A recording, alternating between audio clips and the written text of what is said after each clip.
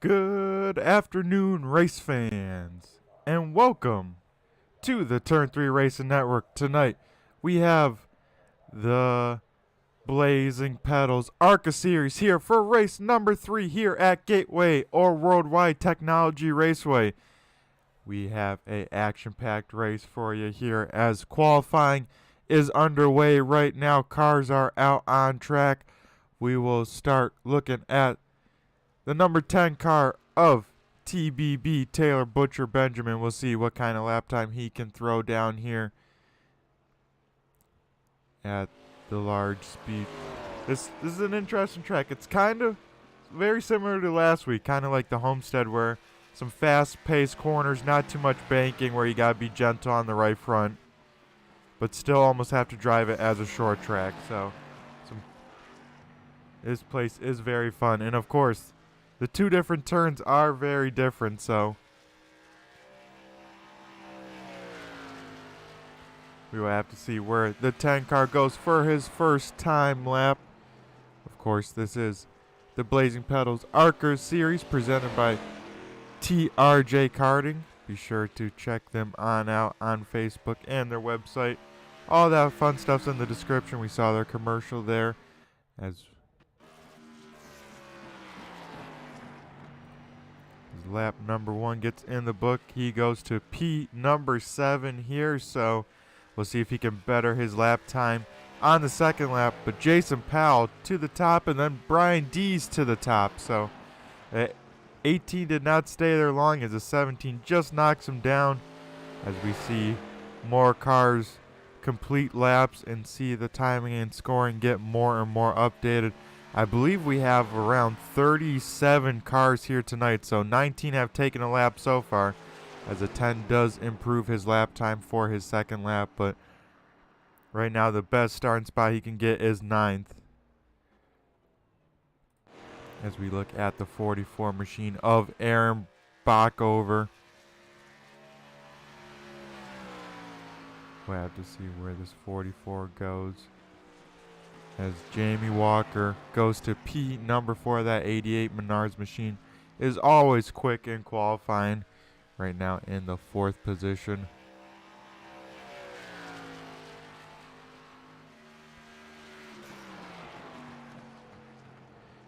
As the 44 rolls it into turn number 3 and 4 for the final time. He is right now just on the cusp of the top 10, sitting in 10th, now bumped down to 11th. We'll see if he can jump back in the top 10. He does not, so the 44, at best case, will be starting P11. Now we have the 55 machine of Paul Ellison here. The red diamond machine. He is coming to complete his first time lap. We'll see where he slots on in the timing scoring, as now we already have 24 cars have taken a lap time. Right now goes to P number 16. We'll have to see if he can better that there, as the top 10 have not been touched since the one machine of Ty Marasco jumped in there. Same with Matt Hackathorn. So we will have to see if anyone else can jump up in there.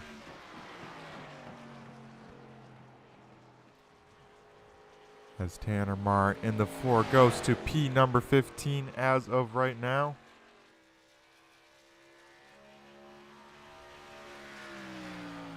And the 55 does not improve his lap time, so he will stay in the 17th position. Now we'll look as qualifying starts to slow on down. The rest of the drivers maybe not going to qualify or wait to the very end. See if the session changes, see if they get lucky, if they get that cloud to roll out there on a cold racetrack. Try and get the best lap possible. As Terry Foster has rolled out of pit road, same with Race Clock, trying to do a lap time. As the 5 machine completes his first lap, he goes to 23rd. We'll have to see. I know he'll want to better that lap time. We'll see how much he can improve for lap number 2. As he gets a little loose off of 2, trying to drive that thing on the edge.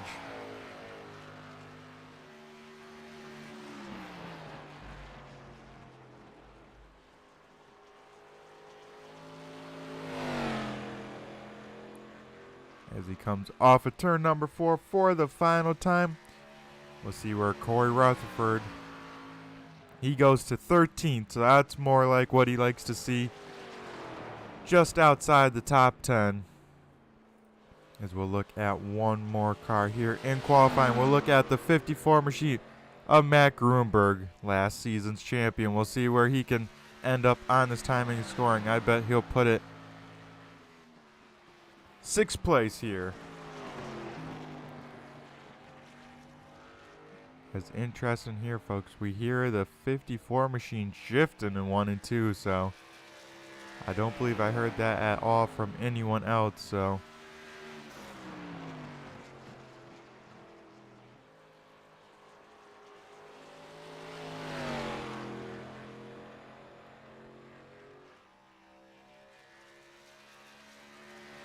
as he comes to complete his first time lap, he will go pole position. So 54 machine knocks everyone off the top and goes to the pole with a 34.08. He says that's good enough on lap number 1. He'll pull that thing off to the side and get ready to start on the pole. So that will make him tonight's MF Pole Award winner as they stand right now.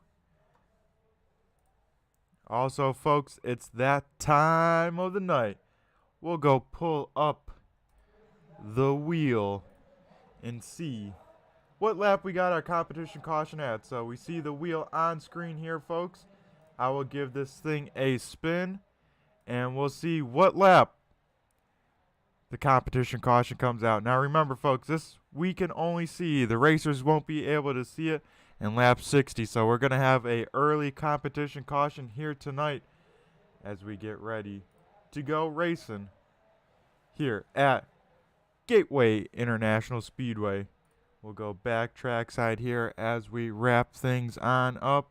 I will let the race director know that our competition caution is on lap 60.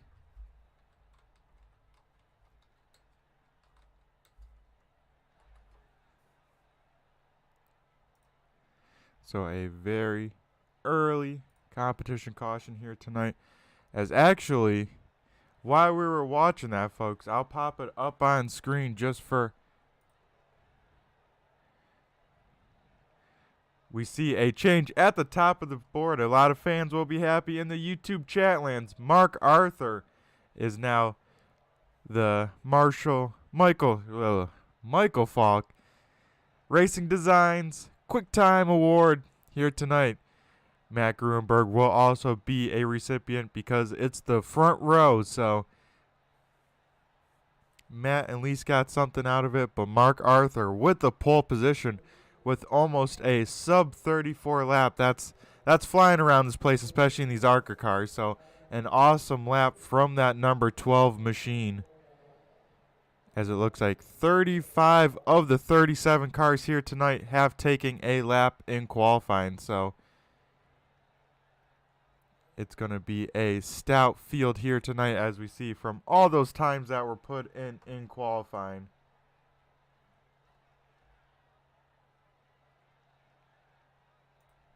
Wow, we got a second. Here's what the Worldwide Technology or Gateway Raceway looks like.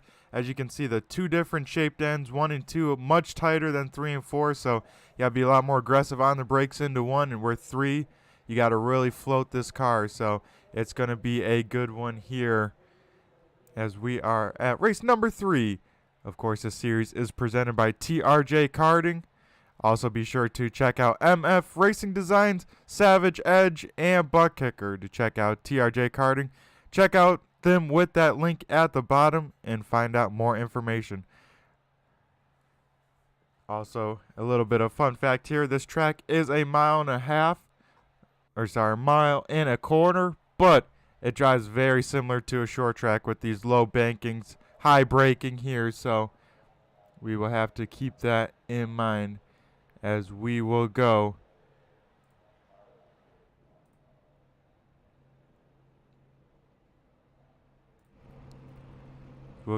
walk through tonight's starting order.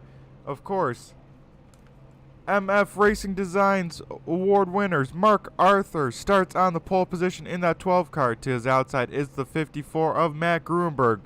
Starting inside row number 2, Brian Dees in the 17. To his outside, Jason Powell in the 18.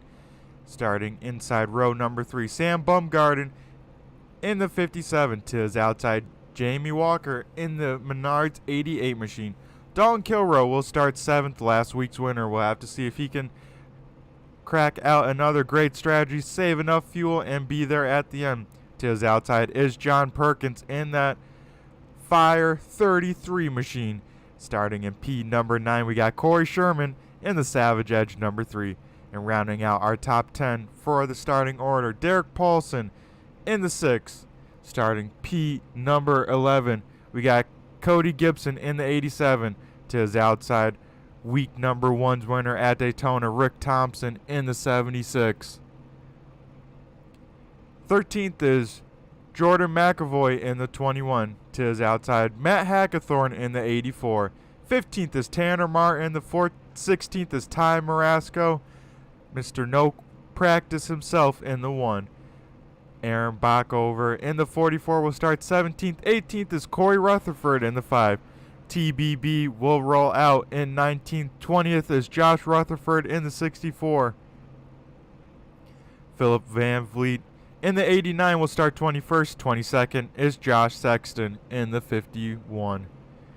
23rd is Paul Ellison in the 55. 24th is Amanda Sherman in the 8. Joe Alberico in the 83 will start 25th. 26th is Brandon Feeney in the 38.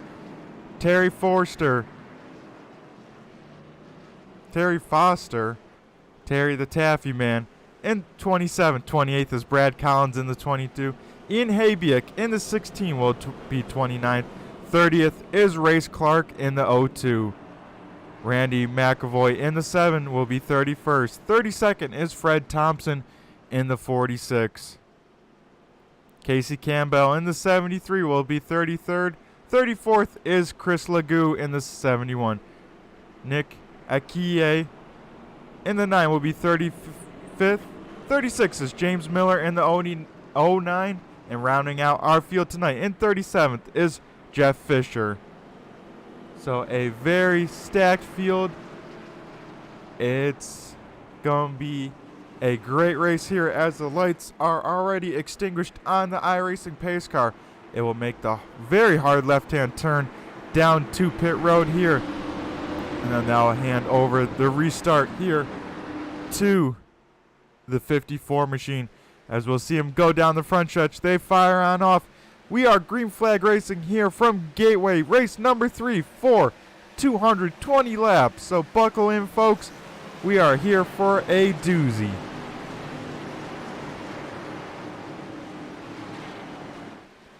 As we see already, Mark Arthur with a great restart.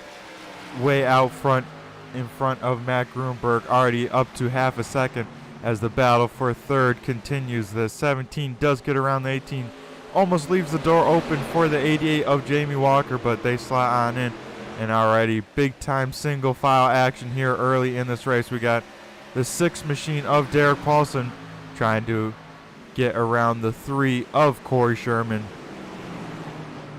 As we'll see all sorts of strategies here, folks, early in this race. They know that the competition caution might be coming on sometime in this race, but they don't know exactly when, as they'll try and see if they can save tires, save fuel, or if they think it is time, they can also turn up the wick and say, all right, it's go time, got to get track position. So we'll have to see what everyone does, as the 6 car now under fire from the 76 of Rick Thompson.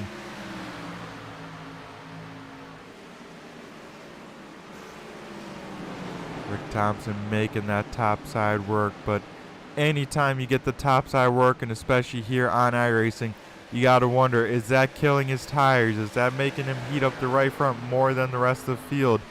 Will this hurt him in about 30 laps or so? Only time will tell, because a low banking track like this, very similar to Homestead, like I was saying last week, a 76 machine on the throttle, loose off the corner. That's what we saw a lot in practice, folks. A lot of people sideways on off trying to put down the power of these Arca cars. especially with this tire model on iRacing, as we see the 22 of Brad Collins really taking it easy here in 30th position. Just making sure, as I say that, the announcer curse kicks in. He spins it to the inside, bops the inside wall, and we'll have to throw this thing in reverse quick. But a tough break for that 22 because he did spin off the racing surface. We have no yellow flag. We stay green on lap 5 of 220. The only saving grace for that 22 car is still a long way to go in this race as he finally gets it righted, but he is already a lap down as we get a yellow flag. So not sure. I believe it was from the 22 getting on the throttle because he was slow enough. They saw the field coming, so that will bring out our first caution of tonight's race.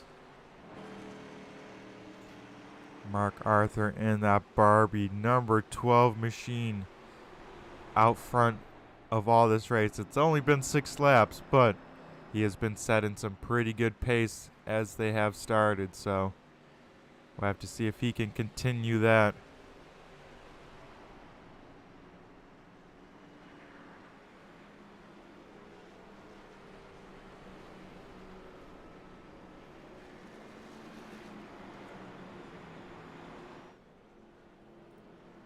As interesting here, folks, we got some takers down pit road already on lap number 6. We see a lot of the drivers from third on back down pit road early, so maybe they're worried about fuel and thinking that they can make it, or have some strategy up their sleeve, because no way would they be taking tires this early in the race. But I assume they'll fill it up with the virtual Sunoco Racing fuel and try and come on out. Top down off as we see them all. Yeah, I don't see any of the left or right sides going on up. It looks like just splash and go here. 17 wins the race off of pit road, and I think the only jump was the 88 over the 57. So the question is, once that cycles on through, we got to see how that affects the field. See how important track position is.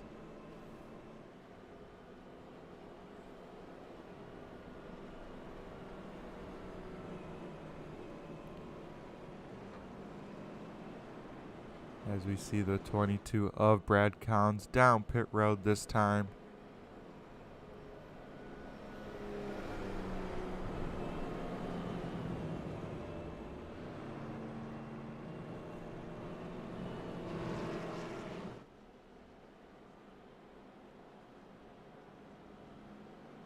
As folks, we did have 36 cars starts tonight's race. The 06 of Jeff Fisher did not make the call to grid, so we won't count him as a driver here. So we had 36 cars. Currently 36 cars are running. Of course, 35 are on the lead lap with the 22 of Brad Collins. We saw his struggles there early in this race. He is the only car a lap down, so he'll have to wait for another yellow flag. Try and get that lucky dog and get back on the lead lap here. As we are about a lap and a half till we go back green flag racing here at Gateway.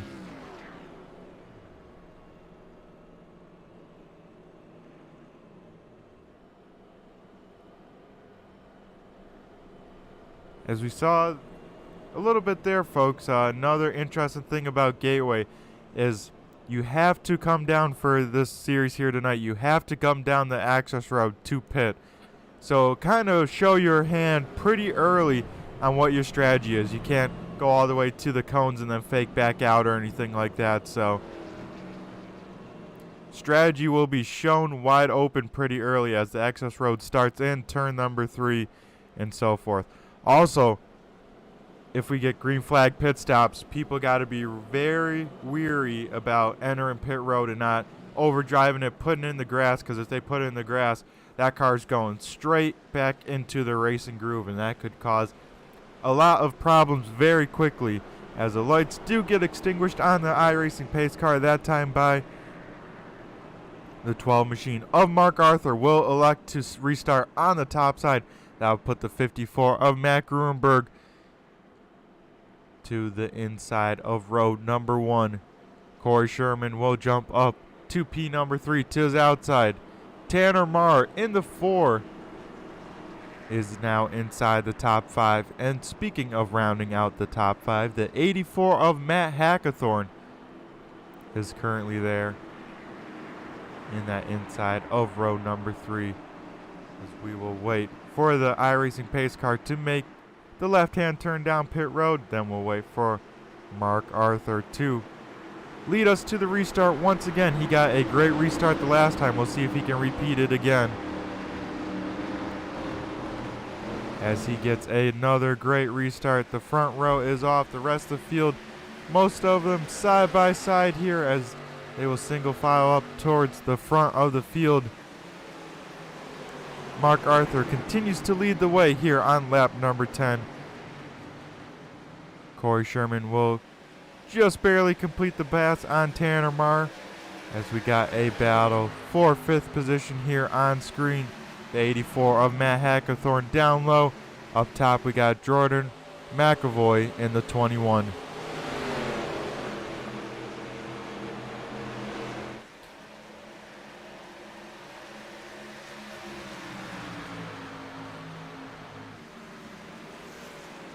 Just like at Homestead, folks, it seems like the second groove is, of course, better to get a run off the corner, but it's a little bit slower on entry, definitely slower in the middle of the corner unless you really push these cars, and you don't want to be doing that here on lap 11, so we'll have to see what lines people start defending on if they do. As the 64 of Josh Rutherford trying the outside of the 51 of Josh Sexton. So a Josh on Josh battle here for 7th on the Speedway.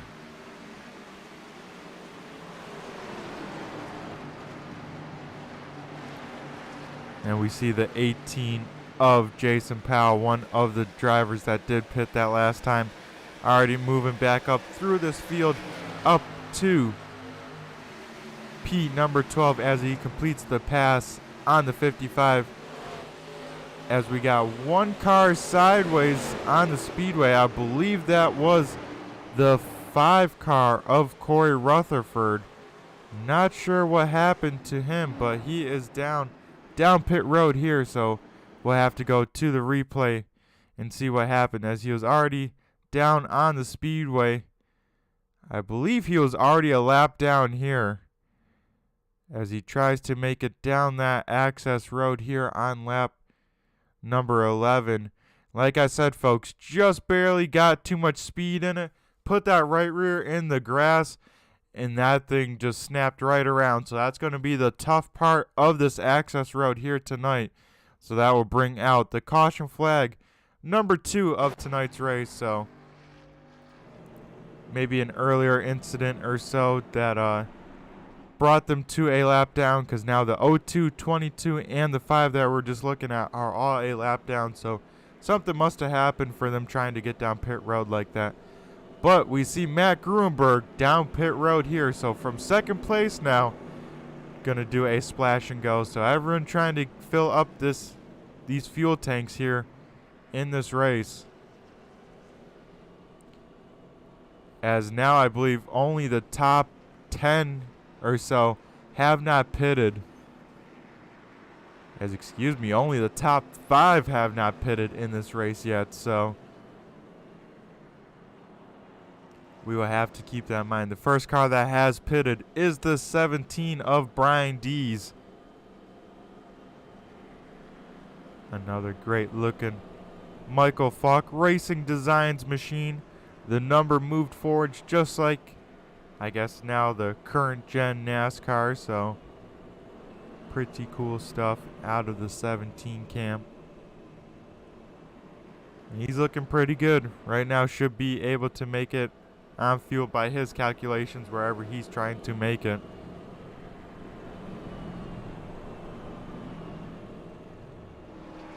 As everyone in front of him have not pitted yet in this race.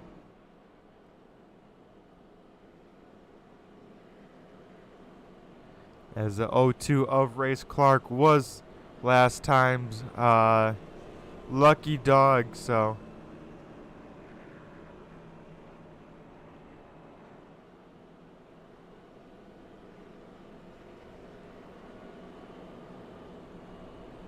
as we will have to do an extra lap of pacing, let the lap down cars be able to pit.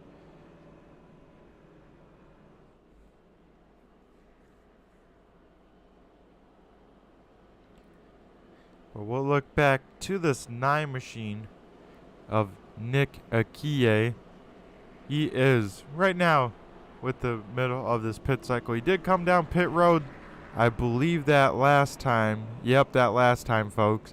And he is, as of right now, tonight's biggest mover, up 26 positions right now, just inside the top 10, sitting there in 9th in car number 9. So we'll have to see if Nick can keep this 9 machine up here.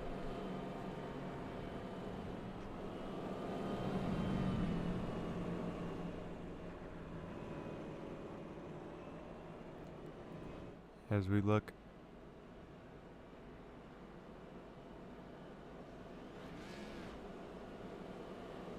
at the front of the field here, the lights do get extinguished on lap 16 for the field. We will re-rack them, restack them, get ready for restart number 2. Mark Arthur once again picks the top side in that 12 Barbie machine. That'll put Tanner Marr in the 4 on the inside of the front row.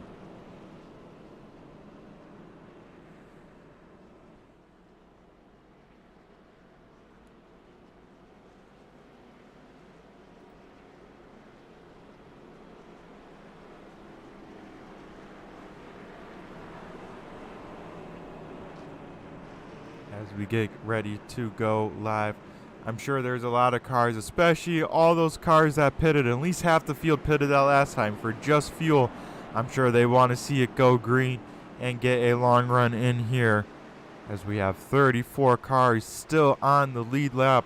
All 36 cars that started this race are still out there.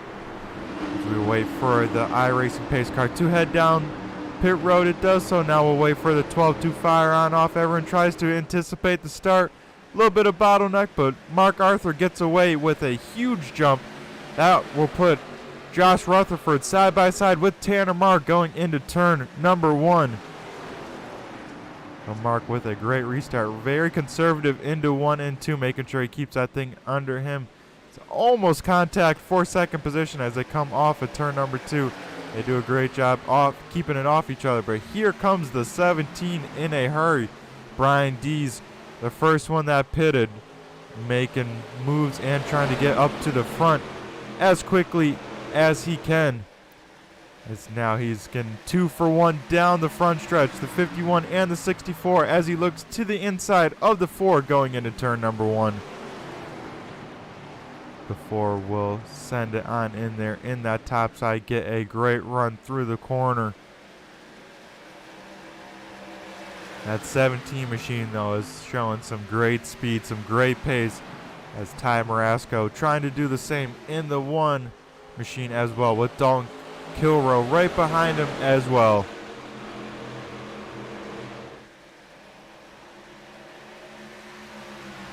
As we see Brian Dees to the inside of the 4. I heard over the team chatter from their spotters that the 4 will let the 17 by. No point in fighting him this early in this race. The 1 almost contacts the 64 down the backstretch there. So now the 17 will set his sights on Mark Arthur, our race leader, as these guys continue to go through this field. Dalton Kilrow just following those parting seas from the 1 car in front of him. That's the way to do it, to keep the tires underneath them.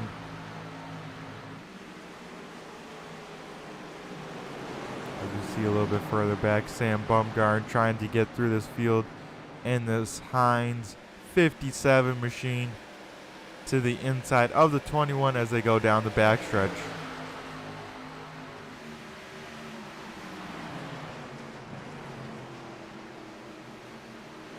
Terry Foster around Amanda Sherman That moves Terry up to P number 16. Has a little bit of gap to the cars in front, but right now showing some great pace for the Taffy man.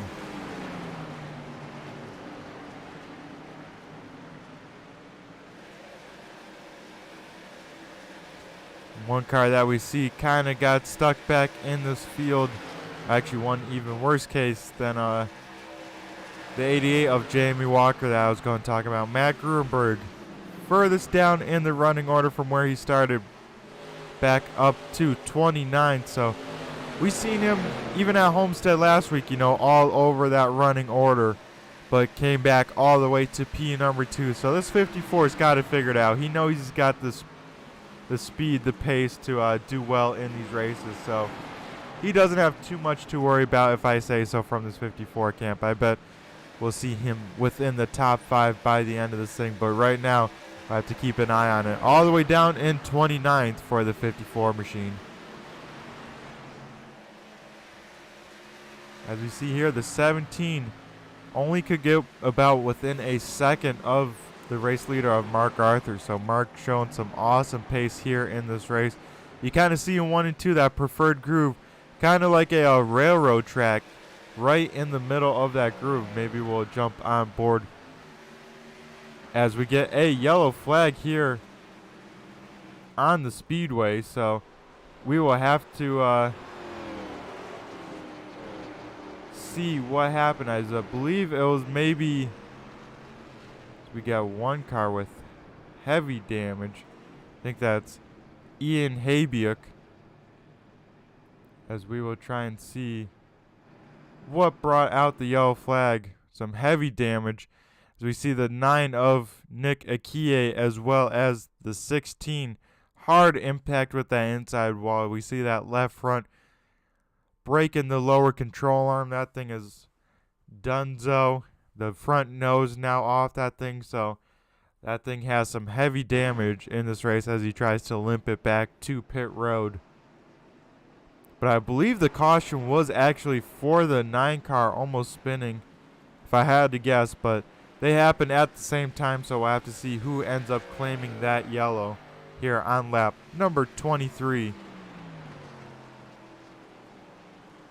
As Mark Arthur does come down pit road finally. I assume anyone that we didn't see down pit road will be coming this time, so that will hand the race lead over to Brian Dees.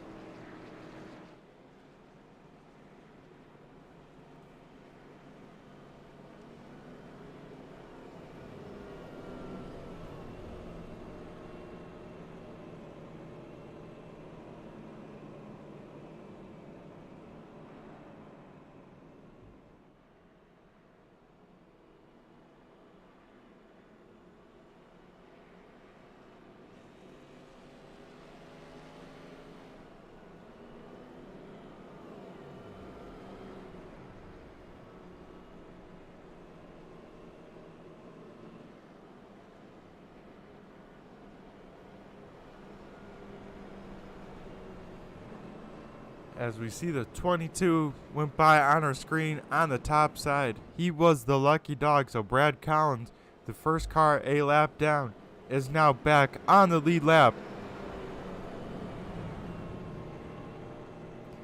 So we are just a little over a 10th of the way through this race. So folks, be sure to grab a snack, get comfortable in your chair. We still got a lot of racing action here for the Blazing Pedals Arca Series, presented by TRJ Karting here on the Turn 3 Racing Network.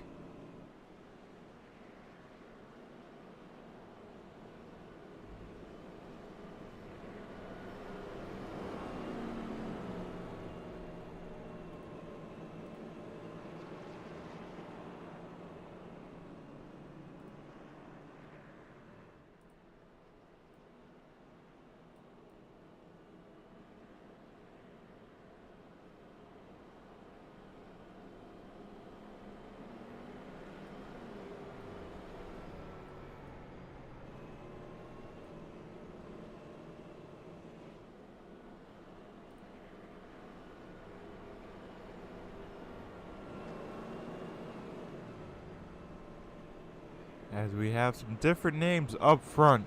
But with that being said, not quite the case, because we got quite a few guys that we've seen win already in the season up front as well.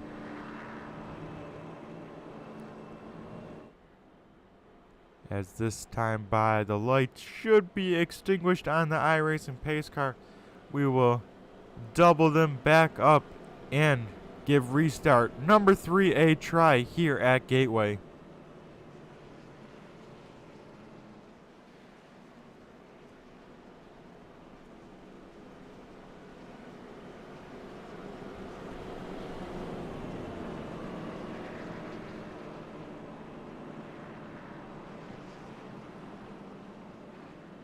Right now, that purple, white, and black machine of James Miller is right now the biggest mover from the point of this yellow flag, up a whopping 31 positions. So that 09 machine moving in the right direction. We'll have to see if he can keep all of these spots as we get ready to go back green flag racing. Interesting here, folks. Brian Dees elects to take that inside line here. We saw Mark Arthur elect that top side every single time that he could, so we'll have to see how the 17 gets, how good of a restart he gets, as we wait for the iRacing pace car to make the hard left-hand turn down pit road. Now we'll wait for the 17 to fire on off. He does exactly that. The 09 a little bit sleeping there, but we are back racing the 41 with a really good restart, as the 1 now with a great restart to the inside of the 41 as they go into turn number 1.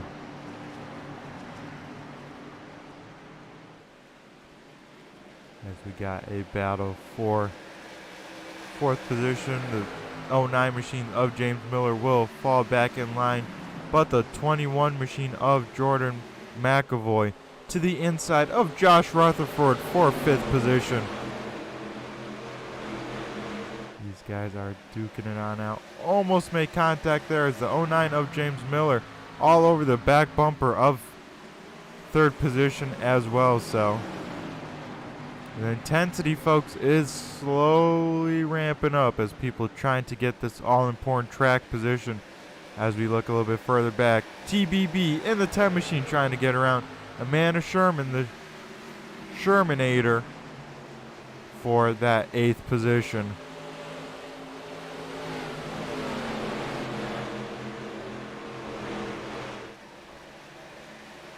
As Terry Foster trying to get around the 64 as well. Gets a good run down the front stretch. Looks to the inside, trying to apply that pressure, try and appear in that left side mirror. Start to make that 64 machine sweat, but 64 able to hit his marks, hold his line. But that 86 is getting some pretty good runs down these straightaways and definitely driving into the corner a lot deeper than that 64 machine, able to roll that apex very well. And they'll drag race down the front stretch here, but I assume by the time they get into turn number 1, give the position to the 86 machine. As the 64 not making it easy here. We'll see if he crosses him on over, as we see the 71 coming out of pit road there. But you see in the back of your screen, now the center of your screen, Mark Arthur in the 12. Already back inside the top 10 and moving on through this field.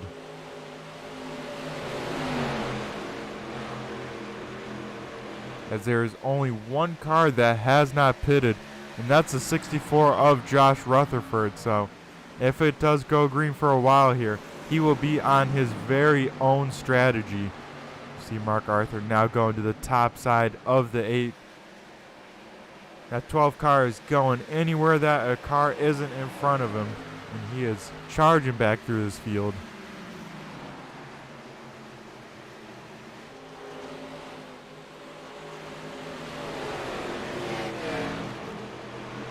We got some 3 wide racing action off of turn number 4. 02 up top, 18 down low, and the 57 of Sam Bumgarden says, I'm going to go back out of it. It's too early for some 3 wide action, as it is lap 33 of 220. As Race Clark trying to make that bottom stick.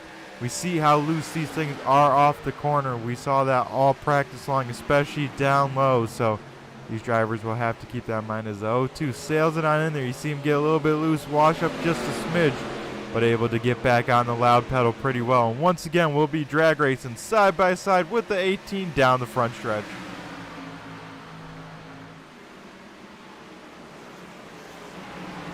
The 18 able to carry the momentum into the corner. Now the 57 machine tries to stick his nose to the top side, trying to at least get a position. As we got another yellow flag on the speedway here on lap number 34. And this time it looks like it's the 73 machine. Left side hard into the wall as he tries to get that thing rolling again here. As we'll see what happened to the 73 car as he heads into turn number 1. So maybe a little bit of connection issues. And then all of a sudden appears the 44 nowhere to go. And some hard contact for both cars into the outside wall into turn number 1. So a tough break for both of those drivers, as a little bit of netcode as well as the 73 limps it back to pit road. But it looks like the rest of the field electing to come down pit road and most likely finally get that first set of tires and fill it up with fuel. As we see, the first car that stays on out is the 86 of the Taffy man himself, will be the race leader on lap number 36.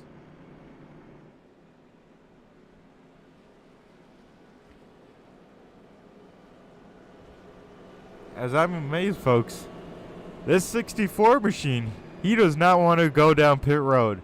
He still did not head down pit road, so he is 36 laps on this fuel, 36 laps on this tires without coming in at all. So a wild strategy call for this 64 machine.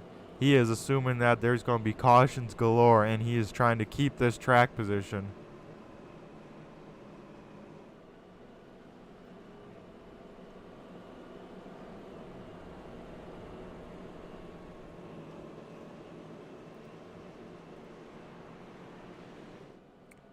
As during this caution flag, we will go throw to commercial break presented by Michael Falk Racing Designs.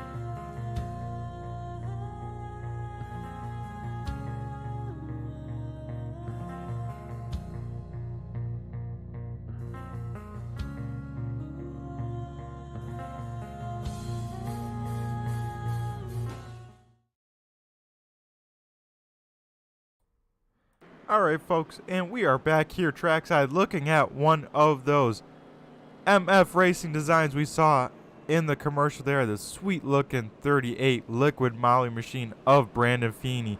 Be sure, if you want a fast looking paint scheme, be sure to check out MF Racing Designs on Facebook and see if they can suit your needs, which I assume they can.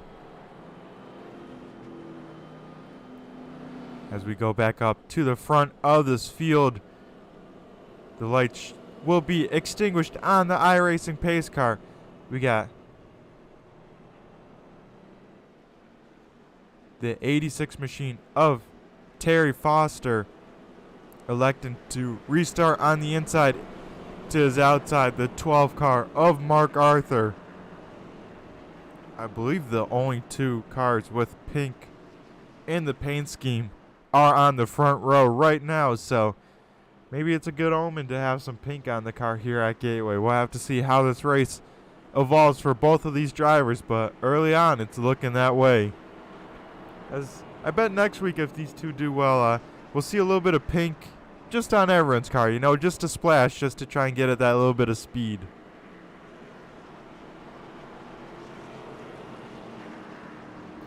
As the 86 does elect to take this inside line, so we'll have to wait on the 86 to fire on off, but that 12 car has been lightning quick, especially on restart, so we'll have to see what kind of restart they get. As the 86 fires on off, goes early, and that will allow him to get out in front, but here comes the 12 with a run by the time they get to turn number 1. Mark Arthur sails it in on the top side. Keeps the 86 down low, but not able to keep the position, as further behind they are 2 by 2, about 4 rows deep.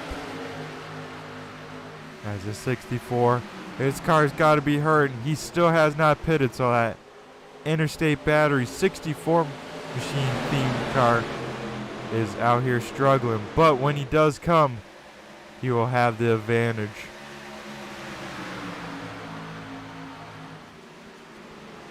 As we see Mark Arthur applying the pressure to the 86. These two are checking on out there. But Jamie Walker in that 88 machine trying to join the party here as the 12 looks to the inside into turn number 3. Floats it on in there. And we'll have a side-by-side battle for the race lead coming off of turn number 4. Look like the 12 got a great drive off that corner. We'll have the advantage by half a car length going into turn number 1. The 12 will sail it on in there, but the 86 will try and roll the middle. The 12 does clear Terry, so hand the race lead back over to Mark Arthur.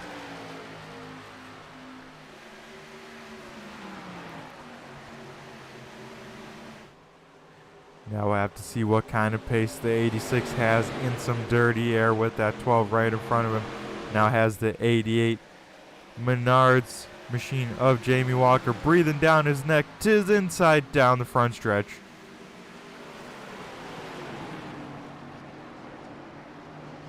The 86 of Terry Foster able to defend the position, able to hit the preferred racing line in 1 and 2. That will allow him to keep P number 2 for at least another lap. But here's where the 88 really made up some ground last time. We'll see if he does it again. Right after the apex and coming on off, you just see how much of a run that 88 gets.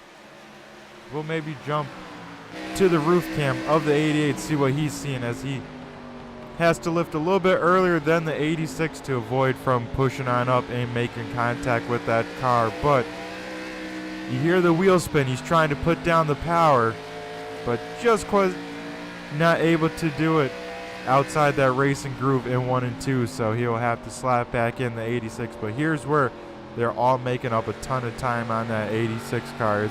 Right after the apex coming on off, they're able to roll a mile per hour or 2 more, and that ends up being a lot.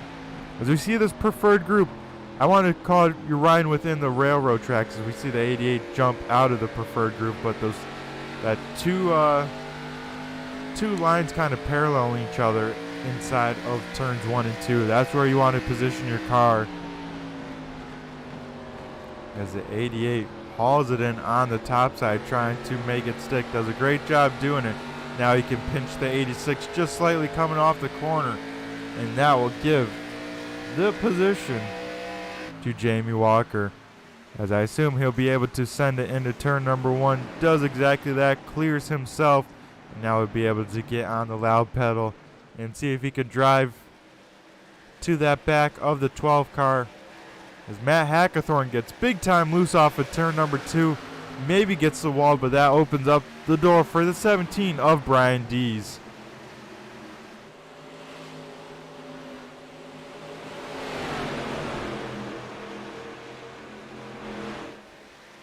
As it seems like our runs are slowly getting longer here at Gateway. But I tell you what, the racing action still very intense. These cars are definitely on the edge, especially if you're shifting in 1 and 2, which it sounds like a lot of drivers are. That makes a lot of wheel spin coming off the corner. We seen it cause a couple problems already early in this race. As don't forget, here in 15 laps we will have our competition caution, and that will allow everyone to come down if they need to get fuel and tires.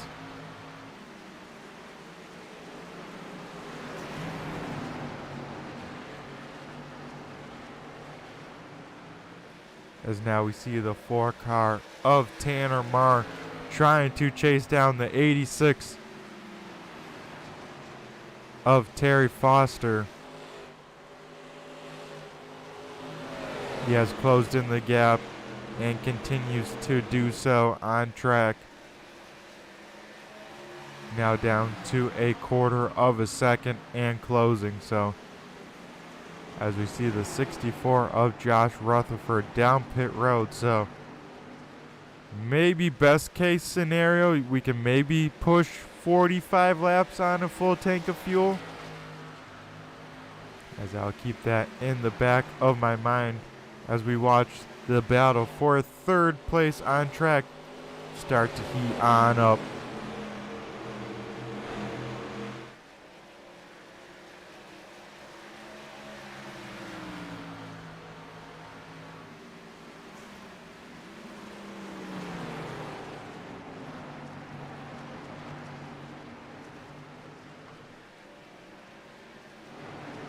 As we look back a little bit further in this field, we got Race Clark to the inside of Philip Van Vliet for the 15th position. These guys have been duking it out for the last couple laps here.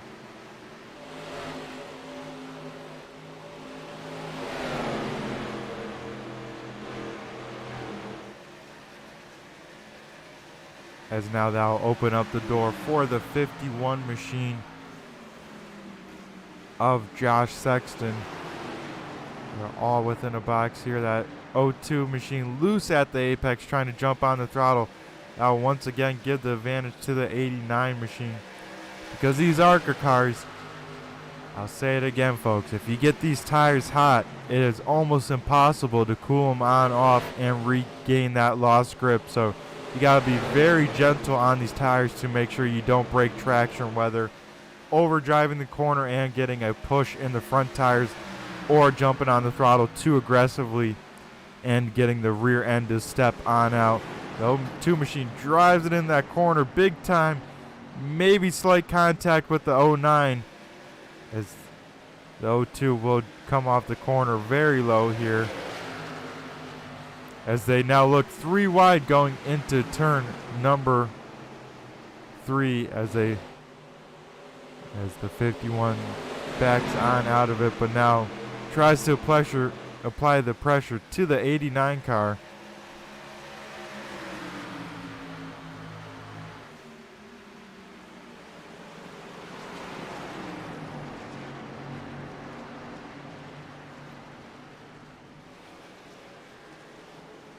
As we got a yellow flag on track, 1 car not facing the right direction down the backstretch. It is the 4 of Tanner Marr. We will have to see what happened to the butt kicker number 4 car to bring out. I believe we're already on the 4th yellow flag, folks. As we go down the backstretch, and the 17 of Brian Dees just mistimed the crossover, got to the back bumper of the 4 and sent him around hard into that outside wall. So a tough break once again for the 4 car, but let's hope he doesn't have any terminal damage. They can patch that thing back up and he can be back out there. But that will drop the 4 all the way from 4th position back down to 31st.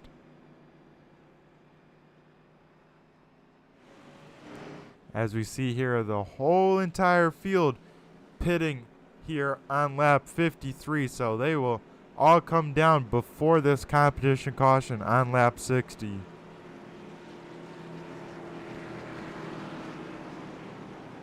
As we see the race leader here of the 12 and the 88 both rolling down to their pit stalls.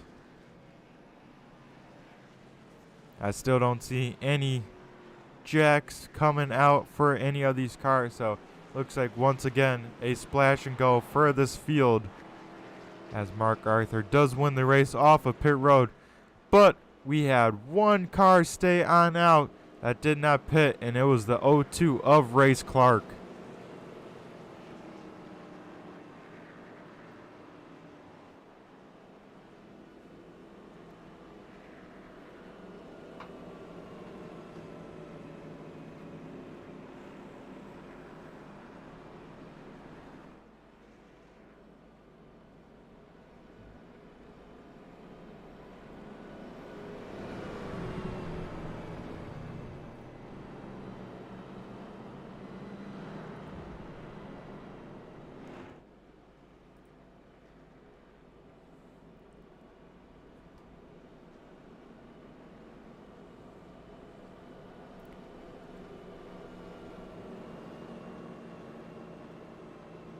So that time by, we will got the 2 laps till green flag.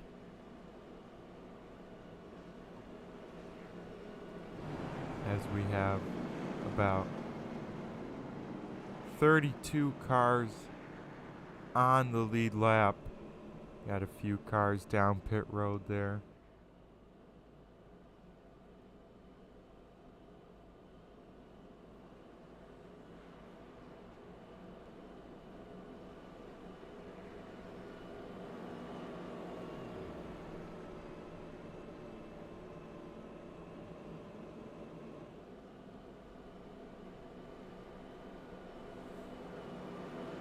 As yeah, 32 cars are on the lead lap. Josh Rutherford in the 64, who had to pit under green flag there on lap 47, I believe, did get the lucky dog, so he is back on the lead lap.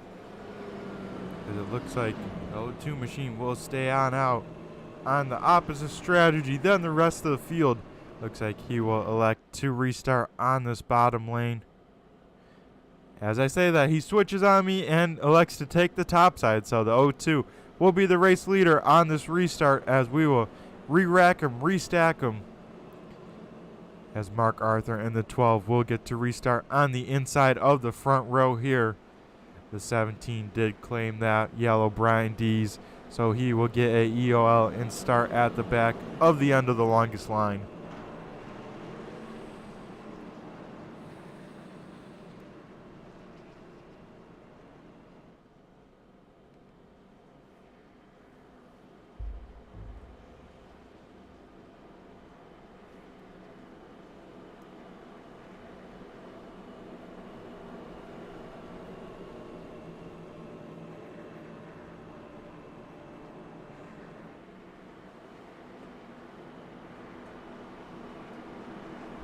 As I get resettled in, folks, we for sure won't know.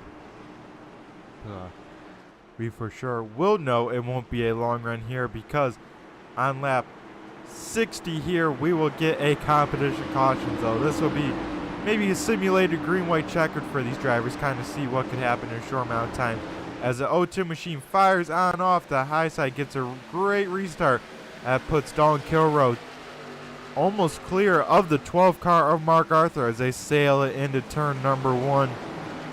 The 02 machine doing a pretty good job at defending that position, as it will be side by side for the race lead.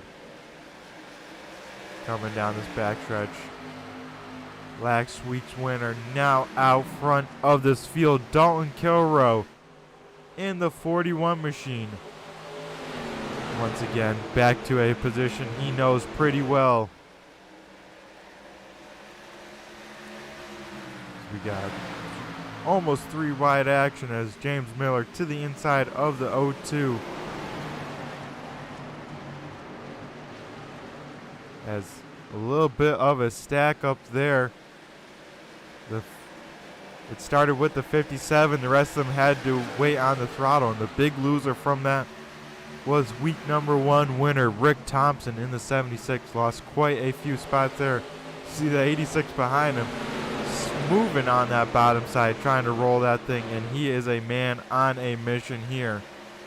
You see how loose these cars still are on corner exit. We go back up to the front of the field. Mark Arthur able to get the race lead from the 41 machine. But you see him sawing at that wheel coming off the corner, trying to put that power down. That Barbie power. As they head into turn number 3.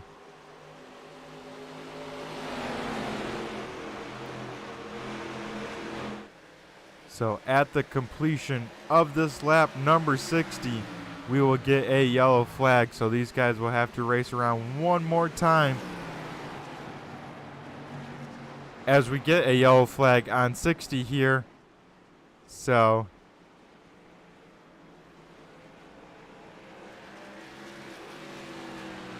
this will be the competition caution of tonight's race. Really early as I set the wheel to start on lap 55 to 150 and it picked 60. So a early competition caution. That means we could have a long green flag run if it goes on and stays number green. As we did have someone actually did bring out the yellow because we were supposed to get it this time. So there was a caution, but that was also the same time as the competition caution. So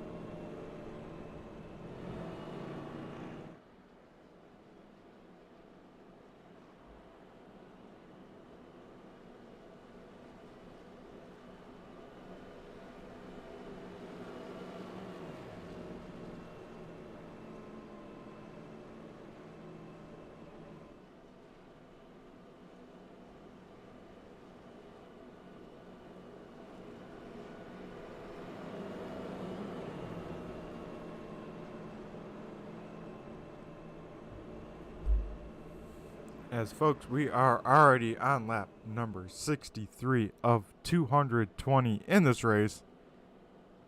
And we have seen quite a few yellow flags being brought out. As it just shows us how difficult these Arca cars are to maneuver, especially here at the low banking, high speeds raceway of Gateway.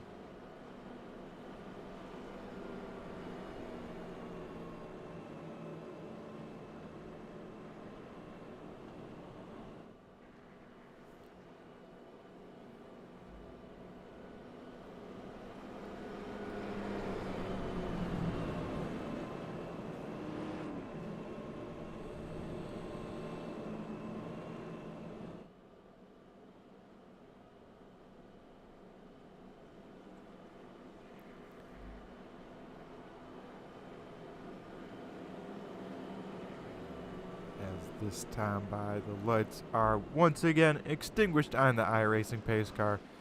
It looks like the 12 machine of Mark Arthur once again elects the top side. That'll put the 41 of Dalton Kilroe, last week's winner, to the inside of row number 1.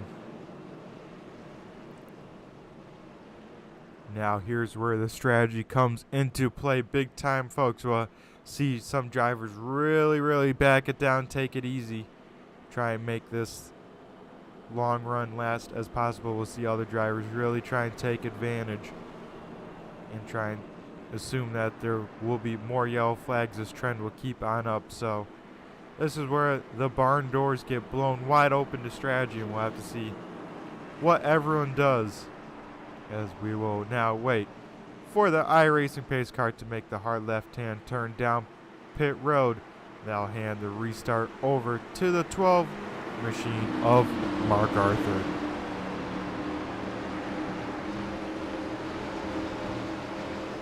As the 41 tries to anticipate the start, jumped on it, got a little sideways, and had to wait for the 12 because the 12 did not fire on off. Luckily did not cause too much, if any, of a bottleneck.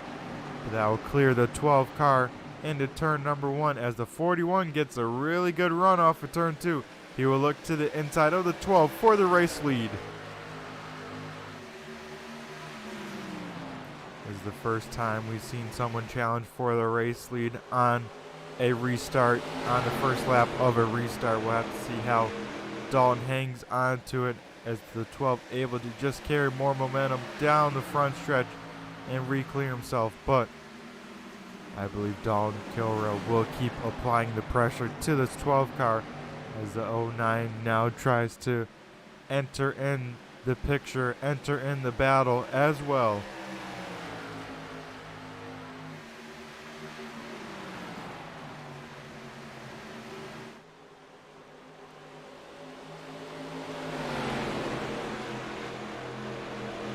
As we see most of the rest of the field single file on out. Everyone just trying to take care of the stuff, start to build a long green flag run if they can. As this time around, folks, no one's really checking out from everyone. Everyone kind of staying in line and biding their time. Say that we see the 51 of Josh Sexton to the inside of the 76 here through turns number 3 and 4 as one car hard in the inside wall. That's the 18 machine of Jason Powell. Somehow does not bring out a yellow flag, but that car was heavily damaged, as not sure what happened to it. Assume some connection issues, because he's acting like he fell out of the server, so that is a bummer for the 18 machine. Maybe like we saw with the 73, not the car behind, not sure where he was, got into the back of him and ended that night there because of internet issues. But we go back up to the front. Mark Arthur still leading the way. Dalton Kilroe in second, last week winner. James Miller in the 09 machine, biggest mover of the race, up a whopping 33 positions, so he's looking good. Jamie Walker always battling inside these top fives, it seems like mid-race. He is back there once again running in fourth. And Sam Bumgard in that 57 machine, qualified fifth, is running fifth and slowly catching the cars in front of him. Sixth place, we saw him do the accidental strategy of staying out, and it's working pretty well for this 02 machine of Race Clark. Behind him, we got the 6 of Derek Paulson. Right on the tail bumper of that, we got the 1 car of Ty Marasco. And ninth, we got the Savage Edge number 3 machine of Corey Sherman. And rounding out our top 10 as they run, Rick Thompson in the 76.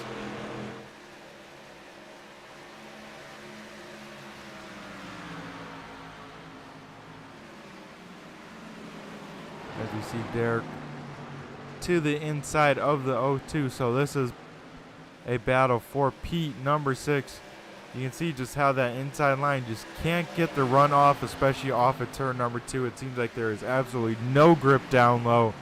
And if you can catch a car down low and jump to his outside, you can definitely hold him on down and get back to a run.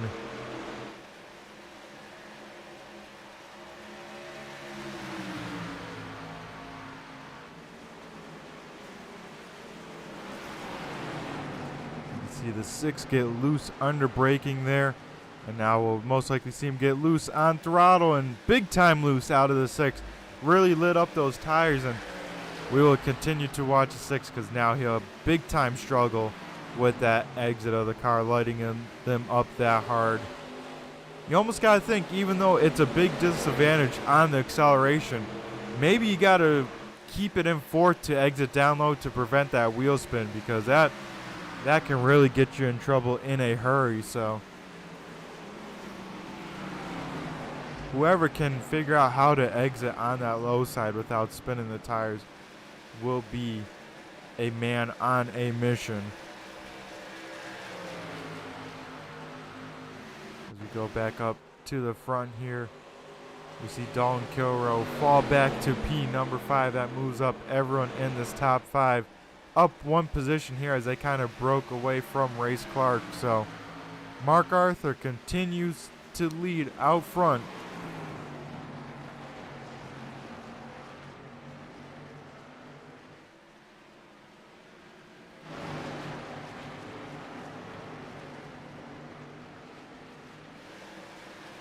As you see some drivers further back in this field game, very loose off the corner.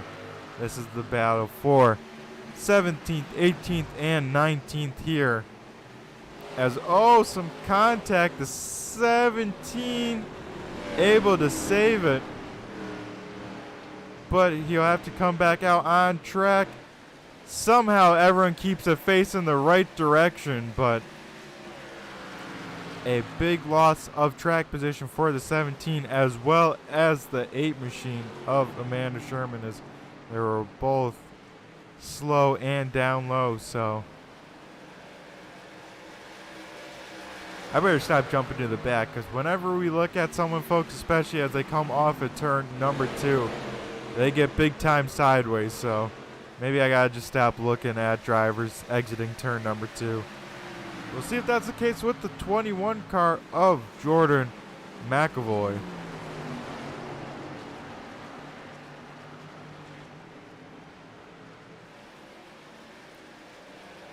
There we go.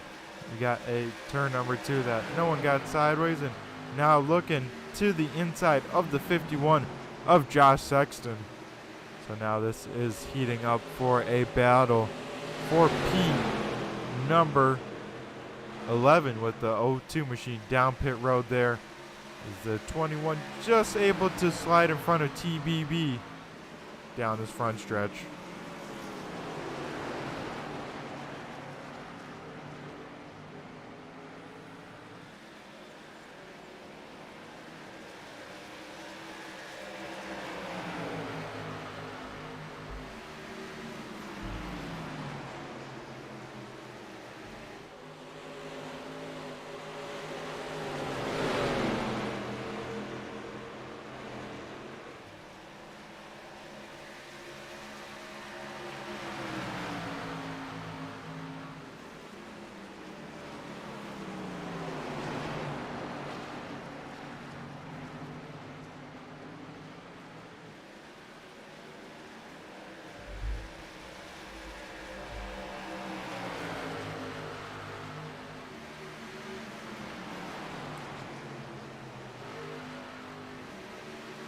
See one car starting to bounce back. We saw the 4 car of Tanner Marr get turned going down the backstretch a little bit ago.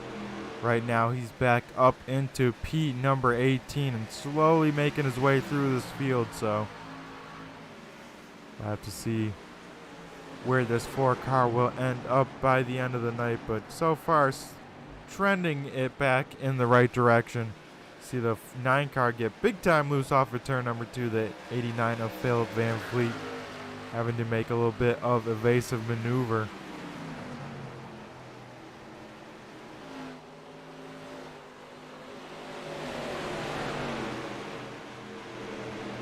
as we complete lap 80. Still Mark Arthur, a controlling lead now over second place of James Miller and that 09 machine, up a whopping now 34 positions.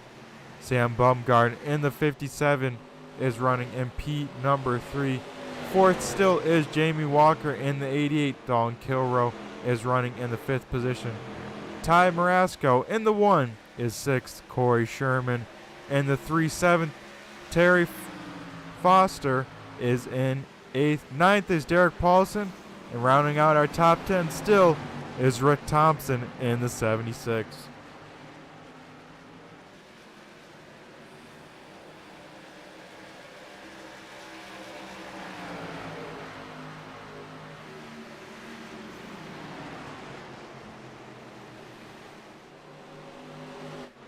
As we got some cars down the access road with some damage. It looks like Nick Akie and the 18 of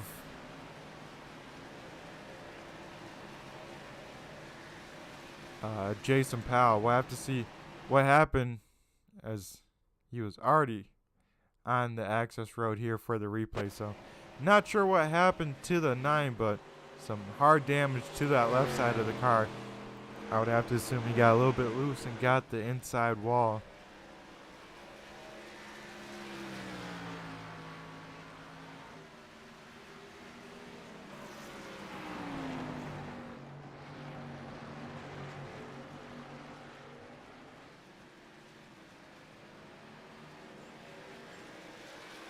Maybe while we got a second, we'll ride on board with the 12. See what he's doing. See what's making him so fast as we get the TRJ Karting on board with Mark Arthur, our race leader.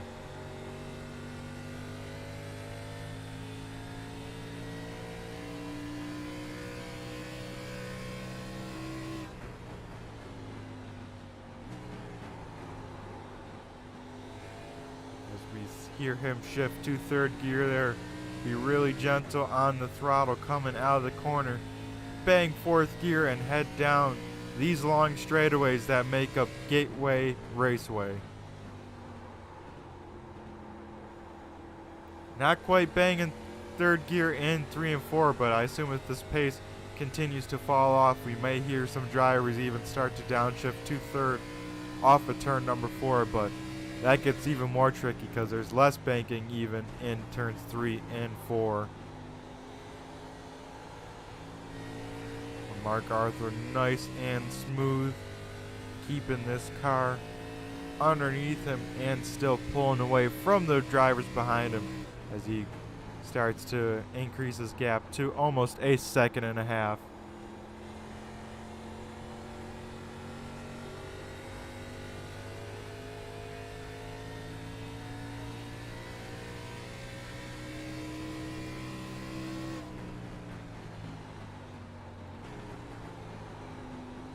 Gateway has some good reference points for a driver. These are stuff that drivers look for to know when to brake, what to aim at, when to get on the throttle, and it seems like everyone's aiming for that first kind of very large seam in turns 1 and 2, and of course the bottom side here in 3 and 4. We see the leader even twitching the wheel, having to catch a little bit coming off the corner. So the setup is loose, but as I love to say, loose is fast.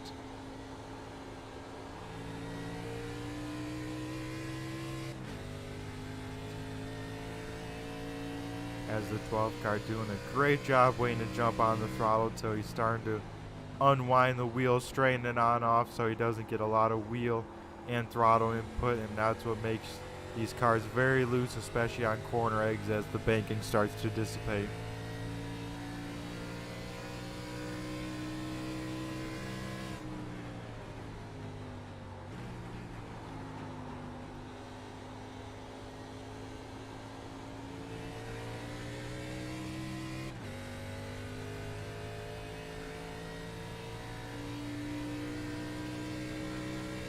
looks like we're coming up on a lap car here. It looks like the 46 machine of Fred Thompson might go a lap down here by the time we get to turns 1 and 2.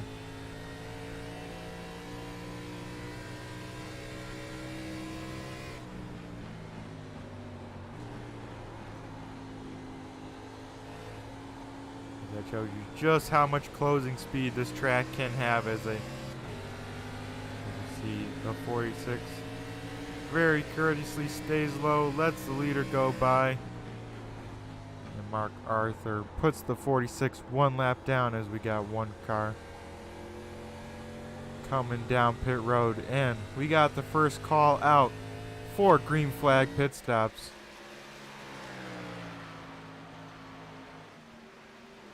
The 38 machine of Brandon Feeney, the liquid moly machine.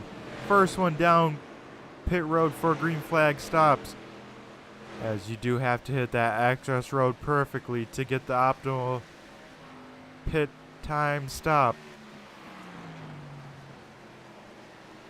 As now we'll have to see who else follows suit. As we see the 88 machine of Jamie Walker.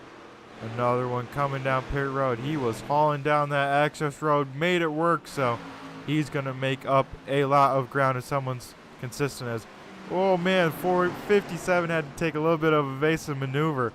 The 09 machine right to the bumper of the 46 made a last second dive, and the 57 said, oh, there's a car there. Had to get on the binders extra hard, and now we see the 09 and the 57 both hauling down this access road to make their green flag pit stops on lap 91.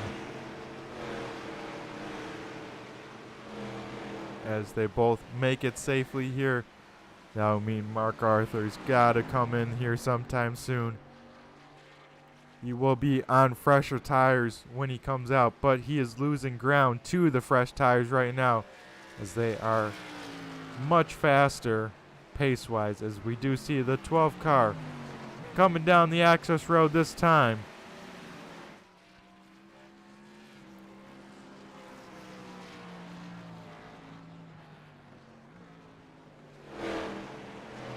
As we see the leader coming down this time, same with Dalton Kilroy. That will hand the race lead over to Ty Marasco in the 1 machine.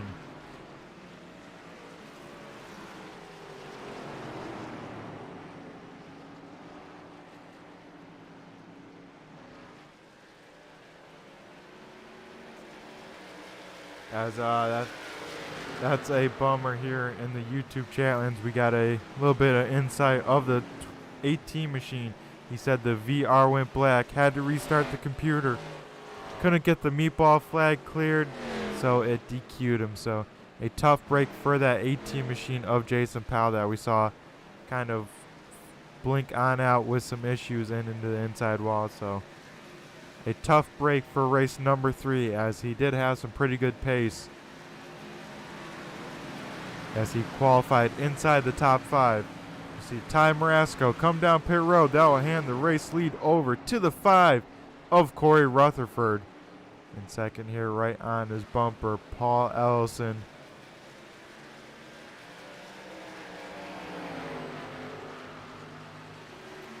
As the 17 just rolling out of pit road here on fresh tires, we'll see him unlap himself here very quickly.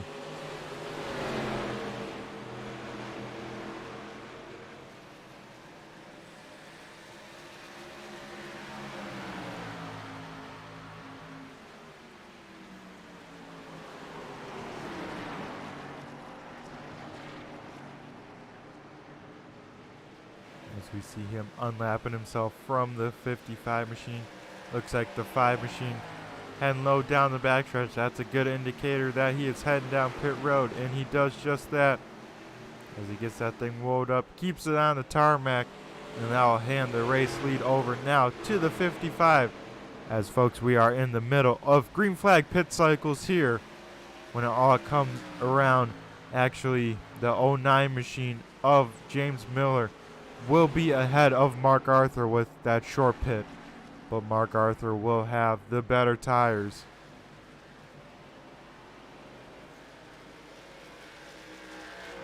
as there are only 4 cars that have not pitted yet. The 55, as he comes down pit road this time, so that'll hand the race lead over to Matt Gruenberg in the 54, trying to make this run as long as possible. And we have the 64 of Josh Rutherford that has not pitted. And then Randy McAvoy in the 7 also has not pitted yet either. So these are the 3 cars that have not pitted yet. But when they do decide to come down, here is the battle for the race lead when they get on back. Mark Arthur all over the back bumper of James Miller. James pitted just a lap before, but you see that was able to jump him in front of the 12.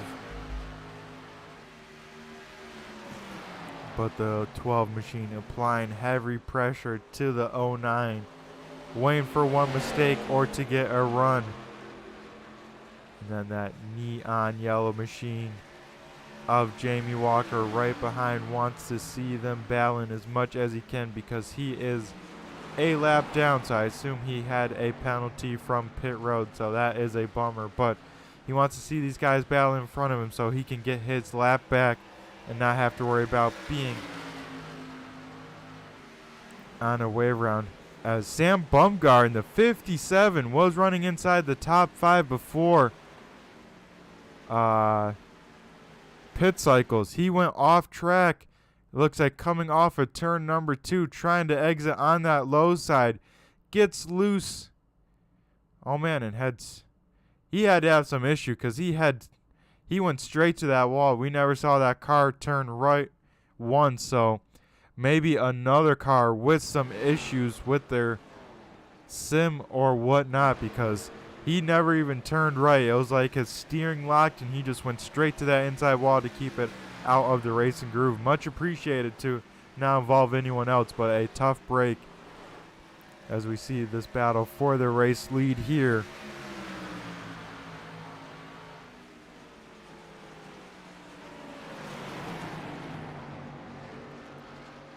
So this might be a race of attrition, not from surviving the wrecks or anything, but surviving your own equipment, as we are up into the triple-digit laps completed. We are on lap 100 of 220 as the 12 machine all over the back bumper of that 09.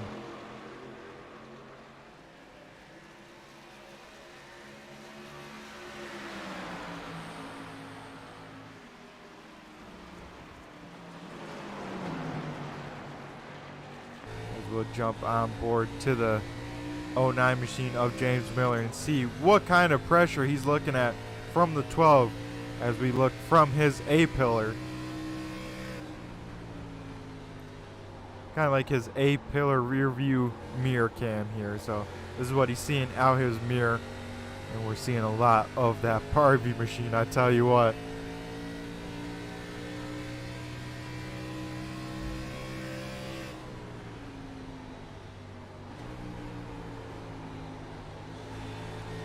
Man, I need to get a custom helmet on my virtual race car like that.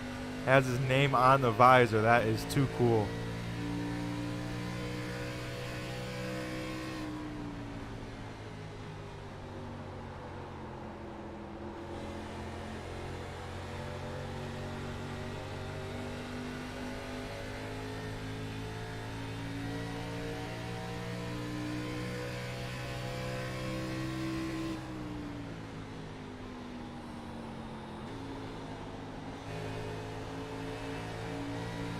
So the 12 roll the middle a lot better than the 09 machine, but couldn't go anywhere with the momentum, had to back out of it.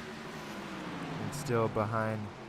He sends it on in there into 3, almost gets to his bumper.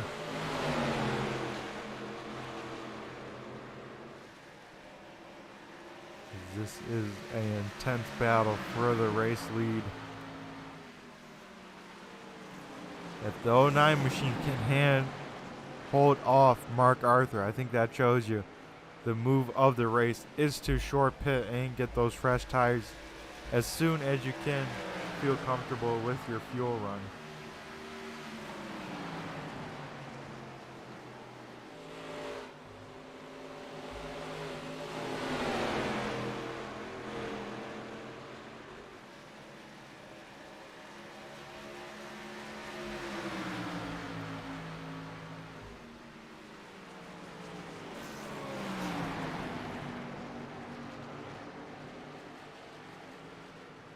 as big time sideways for Mark Arthur off that corner.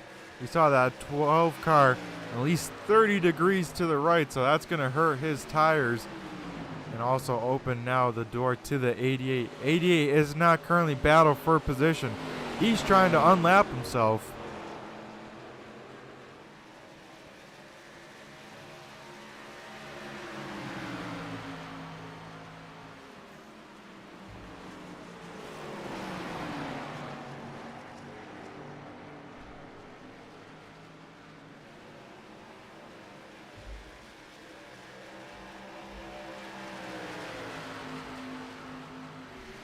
As now we'll have to see if the 12 machine can reel back in the 9 as he does that just on corner entry alone. Back 12 machine of Mark Arthur sailing it into these corners. We look a little bit further back here, the battle for 5th, 6th, and maybe even 7th, maybe even 8th if TBB in that 10 machine can get involved in this battle. It's the 6 machine of Derek Paulson down low.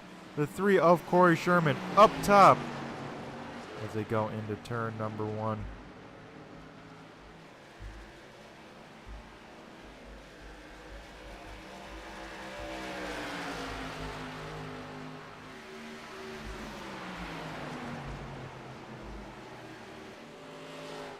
As the 76 will lose that position. Slot back into that position. Same with the 3, so no spots change, but this is one of the tightest battles out on track.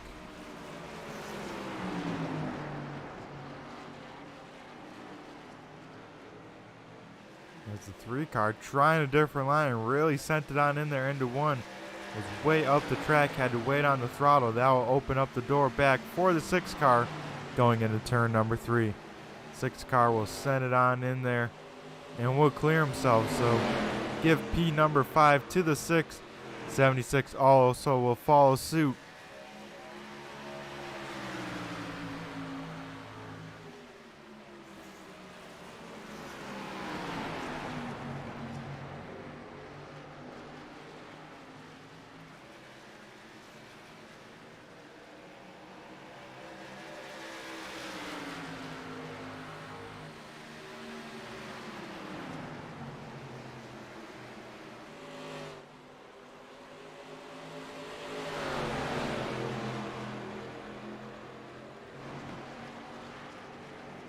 As we see here, an interesting development. The 88 did get around Mark Arthur, so now he will apply pressure to the leader. We'll have to see how this works on out.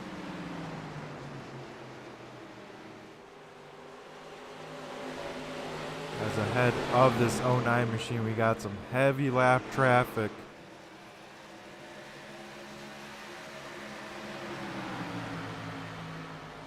As that time by, folks, we saw cross flags halfway down, halfway to go here at Gateway for race number 3 of the Blazing Pedals Arca Series, presented by TRJ Karting.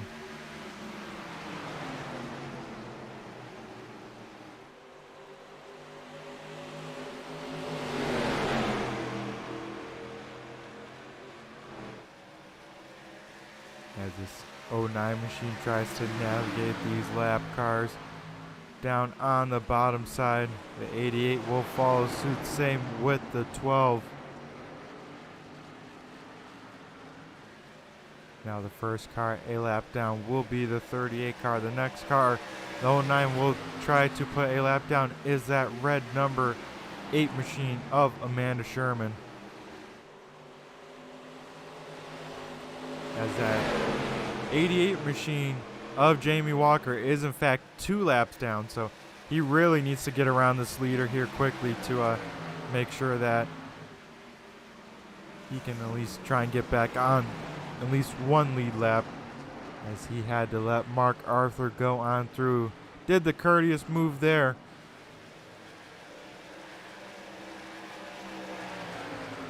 So that will move the next car behind the race leader of James Miller to be our second place runner, Mark Arthur.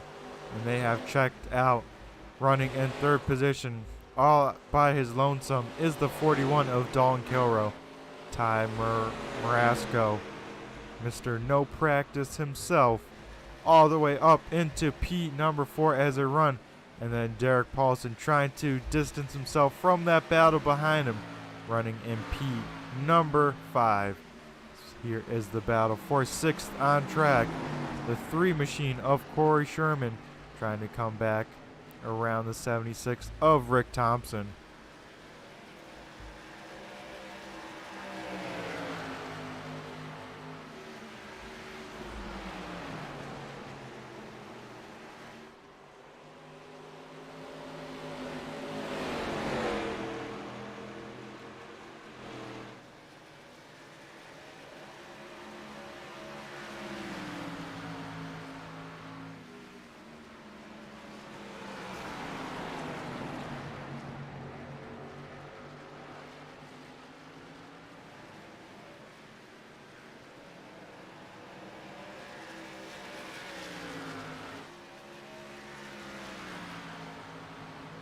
As we look at the 44 machine of Aaron Bockover, slowly getting reeled in by the 54 of Matt Gruenberg. But also himself closing in on the gap of the 55 as he battles the 86 in front of him. So this will allow him to try and catch the 17th and 18th running cars.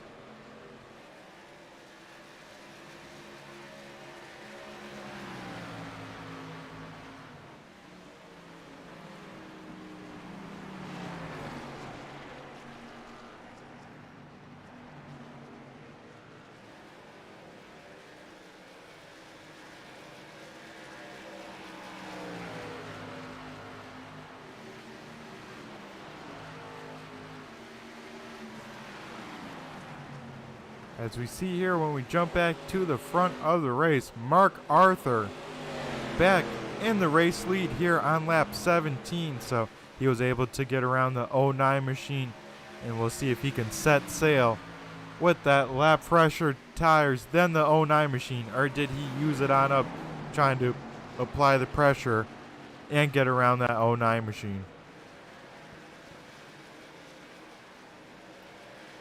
A little bit of fun fact here from iRacing and fixed racing in general. So these guys use a custom setup, so not quite the fix that iRacing gives as the default. So, you know, they can loosen it up or change gear or whatnot. But when everyone loads into this session, it is a fixed setup. What that means is you can't change any of the setup stuff.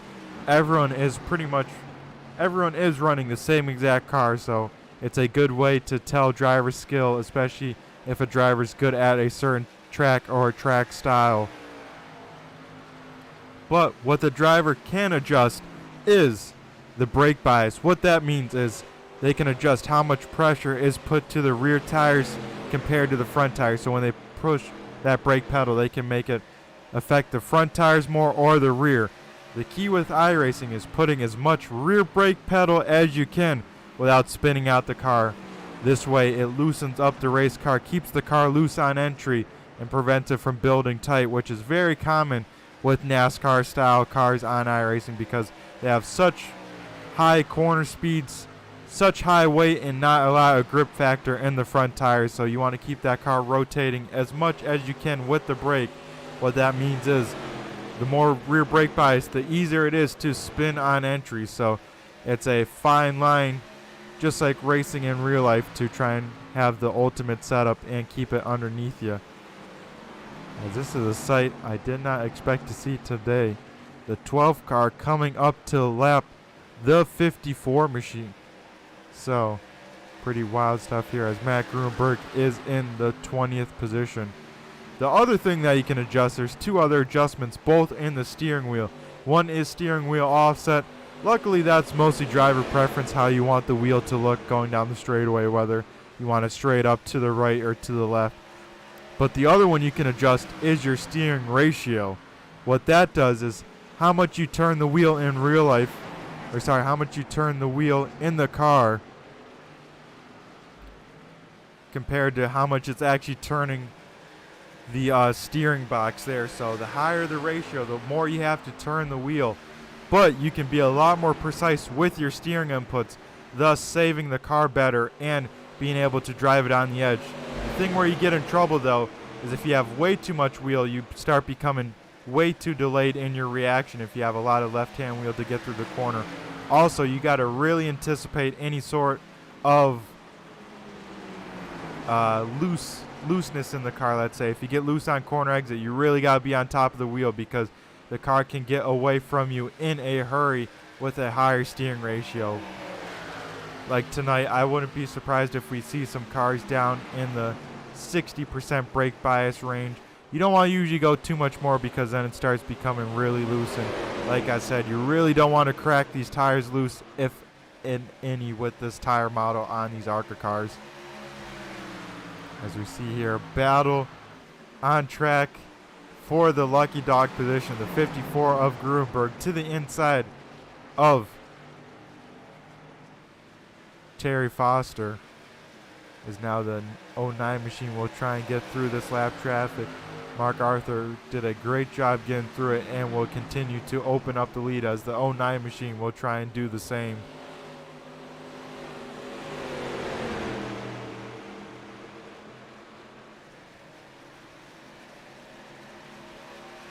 As we are double digits to go in this race. Looking about 95 to go that time by. So we had a slew of caution flags early in this race. Now has cleaned up and we have went green, I believe, since the competition caution. So these guys clicking down the laps. About a lap time's about just over 30 seconds long. So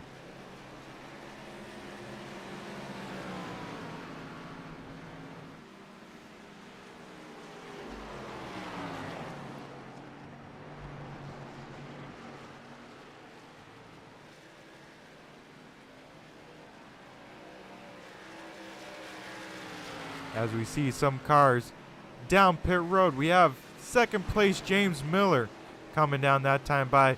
Mark Arthur saw that, got radioed in, bring it on in to prevent that short pit undercut that we saw the last time. So once again, the 12 car pitting one lap later than the 09 machine. We see the 41 making his way down pit road too. And now once again hand over the race lead to the 1 car of Ty Marasco.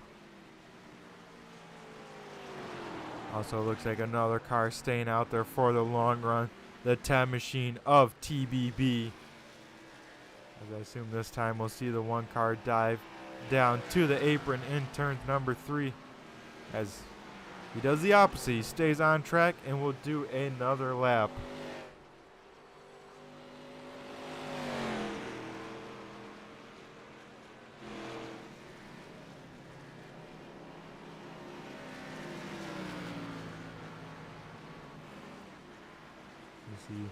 TBB that time comes down pit road. Man, James Miller had a awesome stop, folks. He was only in pit road for 8 seconds. What that means is the 09 machine probably only took fuel, did not take the tires, as here in the series we do have a limited amount of tires at the speedway, so he probably only filled it up with fuel, so that allowed him to get out a lot sooner than the 12 car. But the 12 car will have 4 fresh Goodyear tires on that thing, as he is actually in some heavy lap traffic. Actually was slower than the 41's pit stop. 41 also only took fuel. Same with the 54. So the 54 went from 20th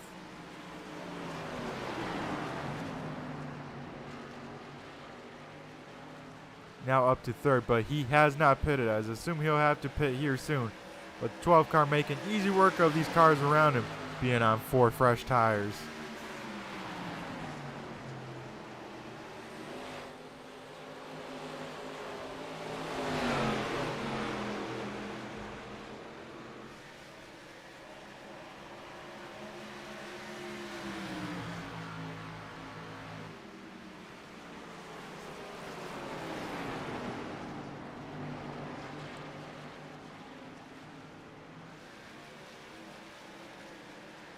As we see the red diamond number 55 machine staying down low. He will be very courteous, but heading down pit road this time. Will come in for his scheduled stop. Haven't talked about him too much in tonight's race. Having a nice consistent race out here. Staying on the lead lap. That is the 87 machine of Cody Gibson in that SRX machine. Been quietly hanging right around the top 15 as we get a yellow flag on the speedway here. And I believe that might have involved the 88 machine of Jamie Walker. We'll go back to the replay and see what happens. Yeah, trying to stay with the race leader. Just got goosed the throttle a little too aggressively and brought out the yellow flag here on lap number 131. This may throw a big wrench in everyone's plan as everyone just came down to take tires. Now do you come in to top it off, or do you do any wild strategies of taking tires or anything like that? We see the 09 machine of James Miller coming down pit road, and I assume we'll have to see the rest of the front runners come down and at least top it on off with fuel. This will allow some guys to get waved down around and at least get one lap back, if not more.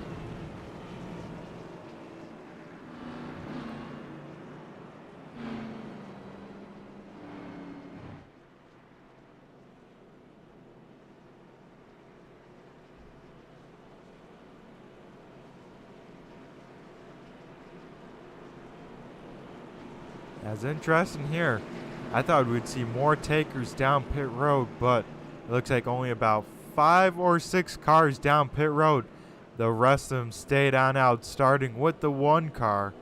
Everyone in front of him will be waved around the pace car and at least get one lap back here.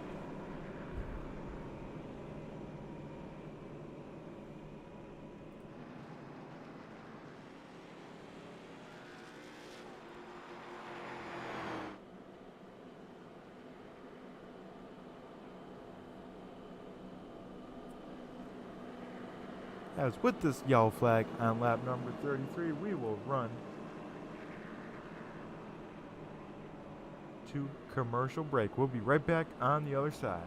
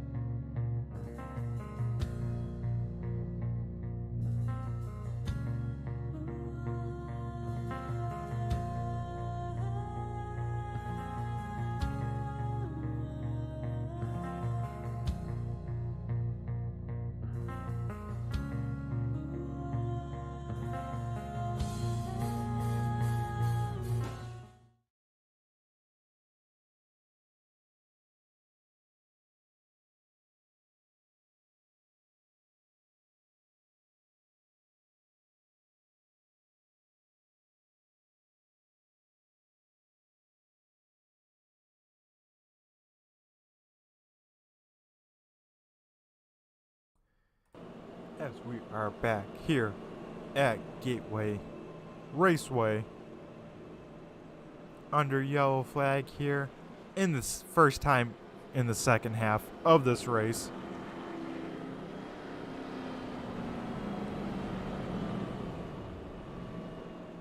All these cars in front of the 1 machine will get waved around once the lights get extinguished on the iRacing pace car. Looks like the 1 car will elect to restart on the top side. That will give the inside to Rick Thompson in the 76 machine. Our opener winner at Daytona. That'll put the 6 and the 10 in row number 2. The 3 and the 51 row number 3. And the 17 and the 12 row number 4.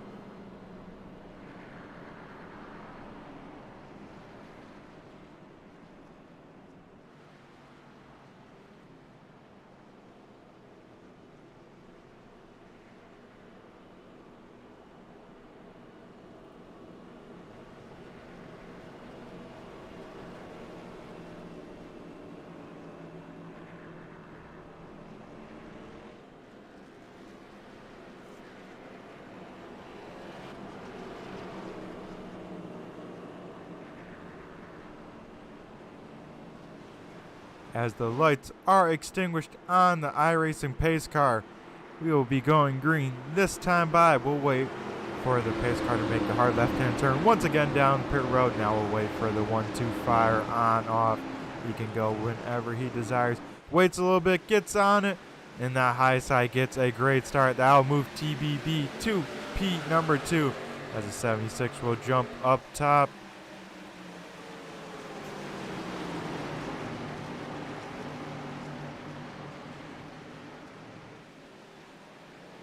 As we see the 46 machine coming out of pit road right now. He will stay down low, stay out of everyone's way, so a good courteous move as the 76 will go back and reclaim position number 2 as one car sideways off of turn number 2. That is the 9 machine. As more cars will get involved, it looks like the 8 is involved as well. This 9 machine, even though for spinning on this front stretch with that wall right there, it looks like his car stayed pretty clean. As we will go back, see the replay as he tried to stay off the 89 machine, and the 54 just got the nose of it just a little, but could have been a lot worse. You see this 8 machine get spun there and just missed skin into the back of the 09 machine. So that could have been a lot worse than it was, folks. But luckily only a few cars involved. But a tough break for one of the favorites here tonight. That is the 09 machine of James Miller.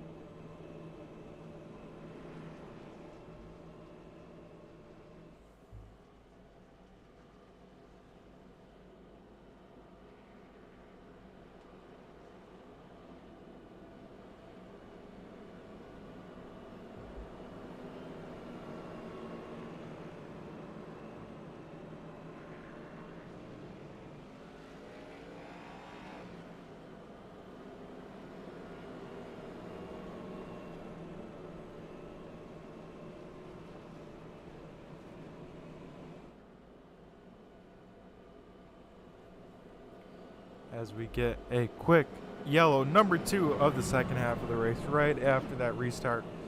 All the strategy, people trying to get those cold tires warmed down up. Very difficult to do in these Arca cars. You got to be very courteous, very cautious on these cold tires because it will snap around on you in a hurry.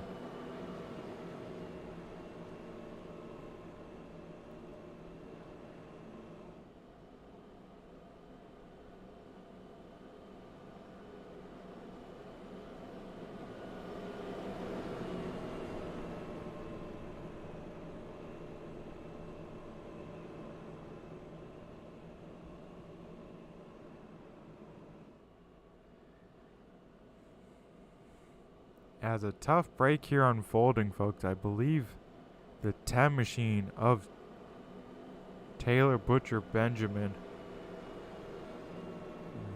got a black flag for passing the 76 on the high side, which is very strange. Usually iRacing doesn't give a black flag unless they started in front of them when the green went out and still beat them to the line. So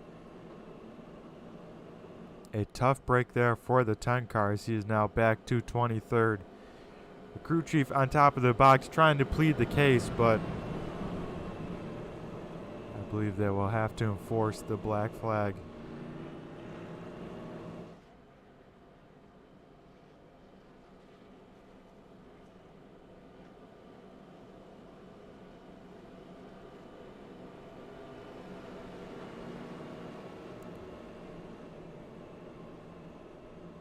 As the lights are extinguished on the iRacing pace car, we will re-rack them, restack them, and get ready to go racing here once again on lap 40 of 220.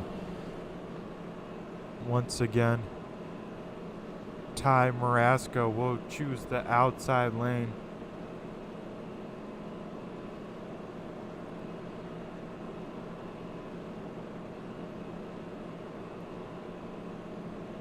As we will go to commercial and we'll be right back.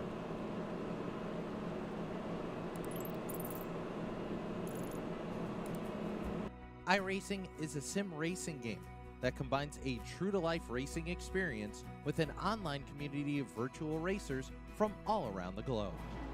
iRacing offers a multitude of officially licensed cars and tracks, laser scanned with millimeter accuracy. Their car models and mechanical systems are based on real-world physics, engineered in cooperation with manufacturers and race teams.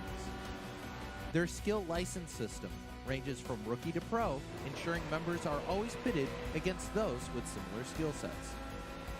Members are able to sign up for a weekly race series, compete in time trials, host a private race with friends, and participate in racing leagues created and run by the community. With over 170,000 members, iRacing works in partnership with renowned motorsports organizations like NASCAR to deliver virtual races based on the real-life NASCAR Cup Series, as well as many other series on the NASCAR ladder. iRacing also features team racing, providing a variety of options for members to create and manage their own teams. Race with friends or real-world teammates in full-length endurance events like the 24 Hours of Daytona, Spa 24, or the Bathurst 12 Hour. Additional partners include IMSA, World of Outlaws, Supercars, and IndyCar, allowing members to race in their very own Indianapolis 500, Bathurst 1000, Chili Bowl, and many more iconic events. This is iRacing, delivering the most authentic racing experience short of getting into a real race car. Sign up today at iRacing.com.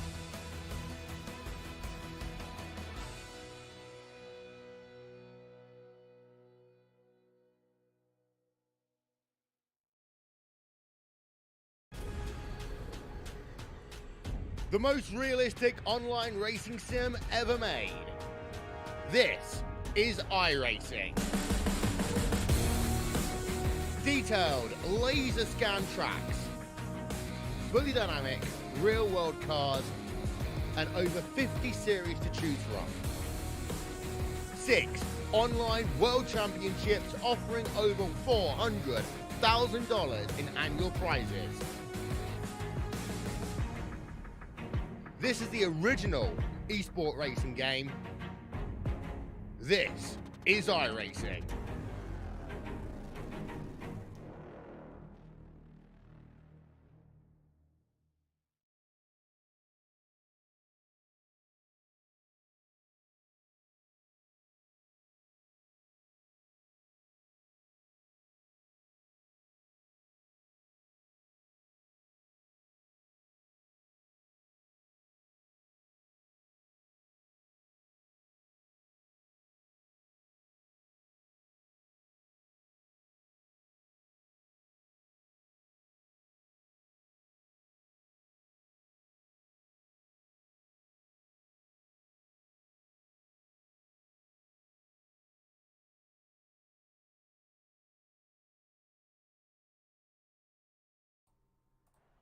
As we come back in here, we are looking at one lap to green. Of course, on the side here, we're looking at the live onboard shot of what the drivers are seeing. Of course, we got one of our drivers here in VR.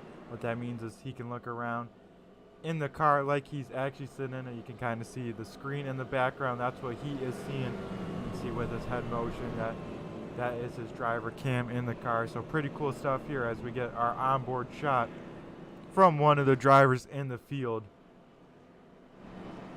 As of course repping the Turn 3 Racing Network.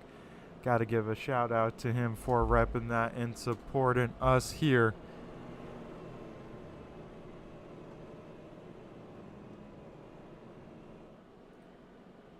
As we are still looking at the one machine of Ty Marasco out front in this race.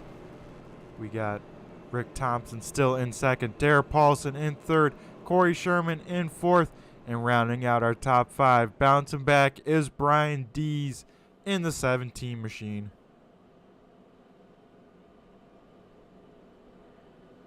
As I believe that last yellow flag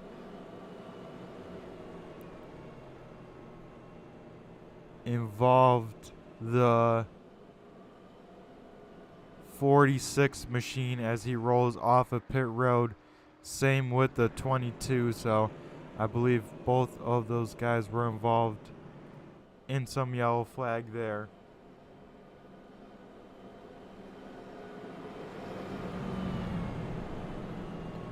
As this time by, the lights should be extinguished on the iRacing pace car, and we should be going back green flag racing here next time by.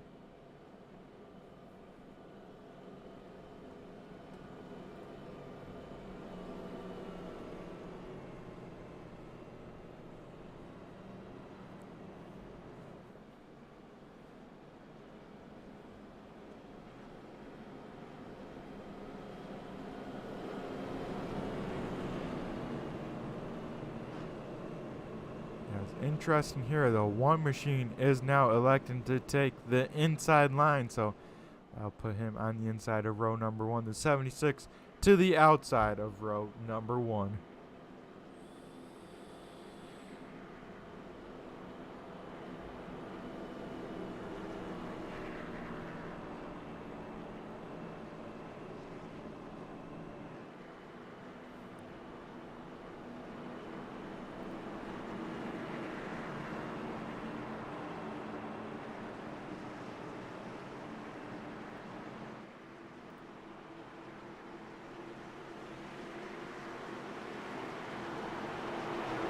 Now we'll wait for the iRacing pace car to head down pit road. He does just that, so now we'll wait for the 1-2 fire on off. He gets a great start over this field. Will clear the 76 by the time they get to the start-finish line by 2 car lengths. As the first side-by-side battle will be for Pete number 3 as they head into turn number 1. The 6 will try and get a run off. 17 big time loose to the inside of the 89 and the 87, so Cody Gibson up inside the top 10 as they run right now. Same with James Miller. We saw him have that spin not too long ago. Back inside the top 10 already as the 46 machine gets sideways on the apron. Everyone does a great job avoiding him. He does a great job at keeping that thing in the right direction, but I think further back we got one car into the inside wall. I believe that was the 16 of Ian Habiuk, as he just got loose off of turn number 4 and hit that inside with a good amount of force. Somehow that bumper's not even crunched on that race car, so pretty impressive to see the durability of that 16 build.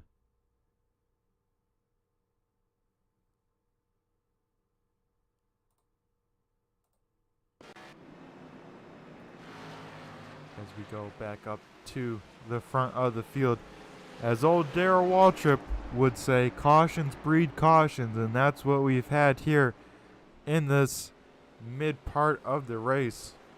Now I think we've had 3 back-to-back cautions, so with over 50 laps of racing still to be had. Still have to have at least one more pit stop, as now we see the 1 car. Interesting, haven't had too much green flag laps. Will come down pit road this time and top it on off with fuel. He's got a few takers behind him, but quite a few guys staying out as well, so we will have to see how this works on out.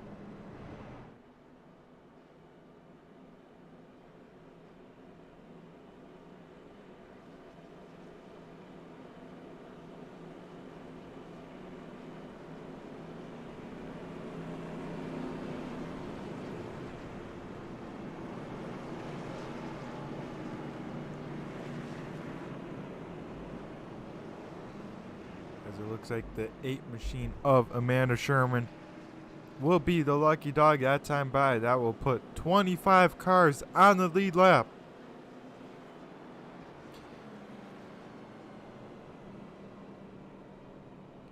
Looks like about maybe 28 cars still out on the racing surface.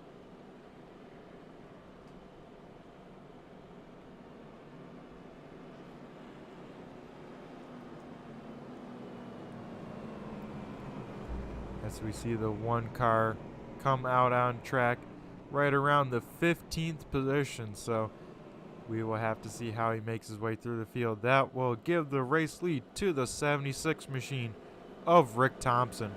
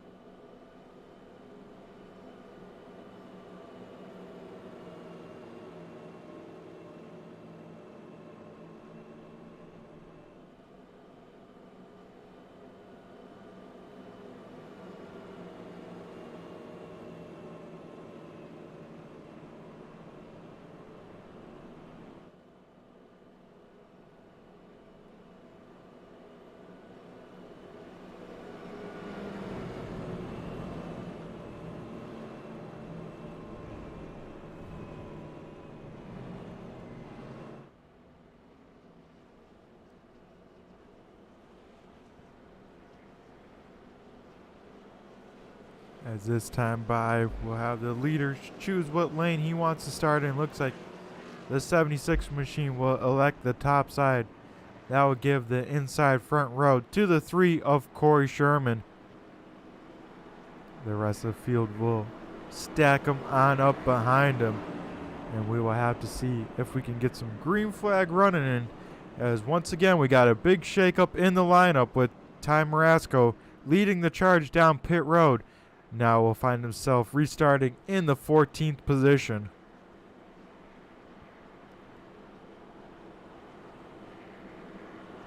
Pretty good feel-good story.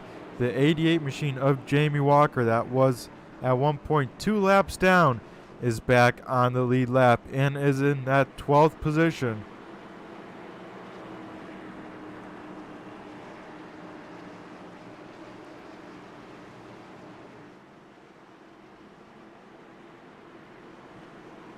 As we wait for the iRacing pace car to head down pit road, then the 76 can fire off whenever he desires.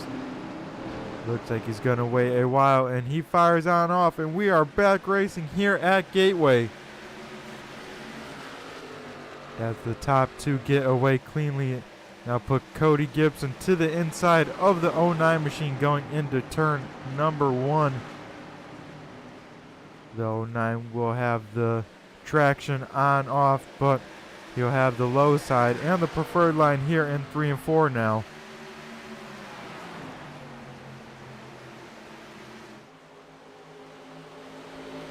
As they make their way around the speedway, battle for third position continues to rage on. But it looks like the 09 machine would just get good enough for a run. Will take that position from the 87. But now he'll set his sights on the 3 car and the 76 in front. As some big time junk here in turns 1 and 2. It looks like the 51 around the wrong way as well as other cars. We will have to see what brought out the yellow flag, as they were already, as the 02 machine may have gotten tagged from the 41. The 51 tries to get through and then just gets clipped in the right rear, all of a sudden facing the wrong way. The 54 with some contact as well, so some some big names involved in this yellow flag, as we have had our first kind of big car pile up here. As we will see the replay one more time, but this time from the onboard of the 51. As he sees the wreck happen in front of him, gets on his brake, tries to go low, just clips the 12, thinks he's through, and then all of a sudden, back around facing the wrong way of the field. And not the best feeling to have as a driver, but luckily everyone else gets on through. As the 76 machine will come down pit road this time and thus hand the race lead over to the 3 of Corey Sherman. So the Savage Edge machine will be out front leading this race.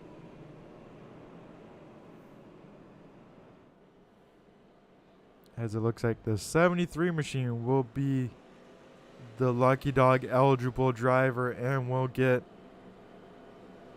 a lap back from that.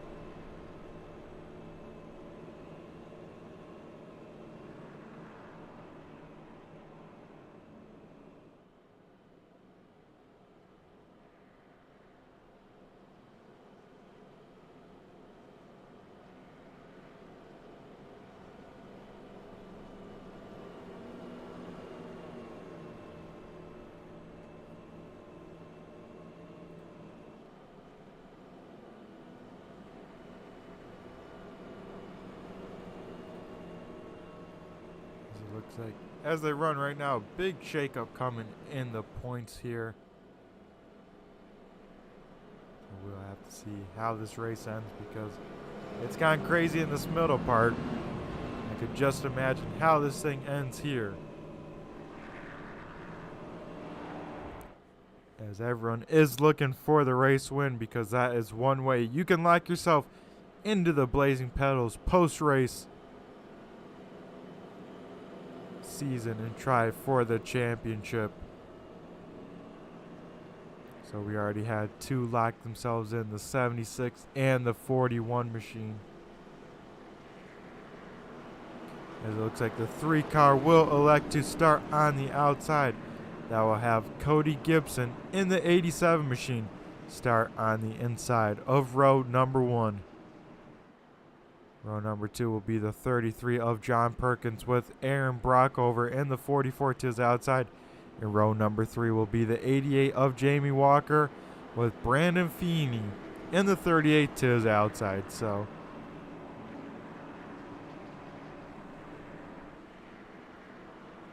some fast drivers still up at the front. Some fast drivers in mid-pack as well. So we'll have to see how everything shakes on out here as the iRacing pace car will head down pit road and he'll hand over the restart to the 3 car.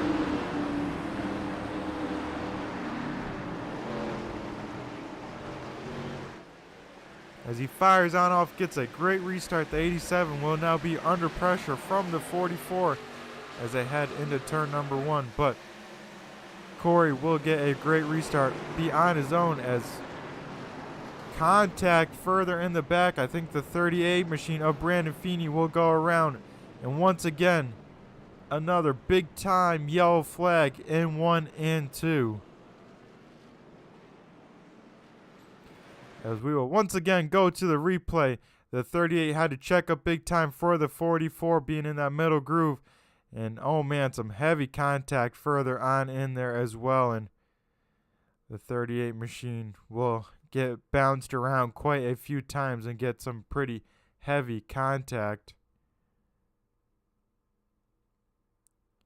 As most of the rest of the field will get away, but quite a few cars once again involved in another yellow flag here as we approach the end of this race.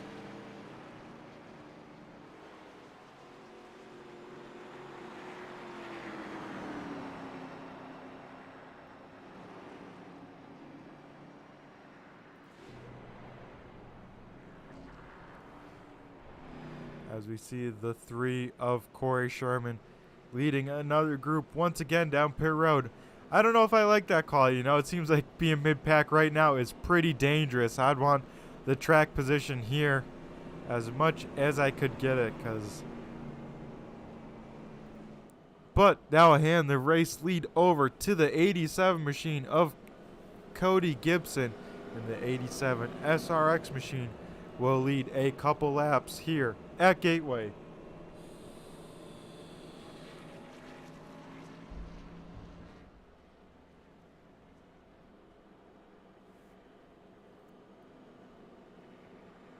As we see the 10 car of TBB will get the wave round here. That will put him back on the lead lap.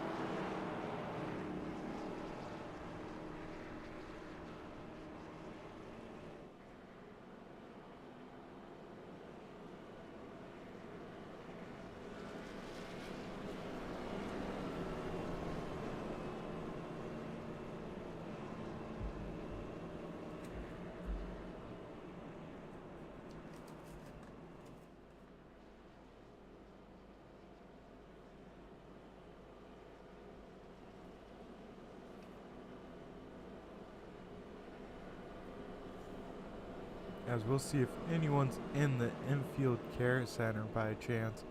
Doesn't look like we got anyone to dial up in TeamSpeak after that one, so.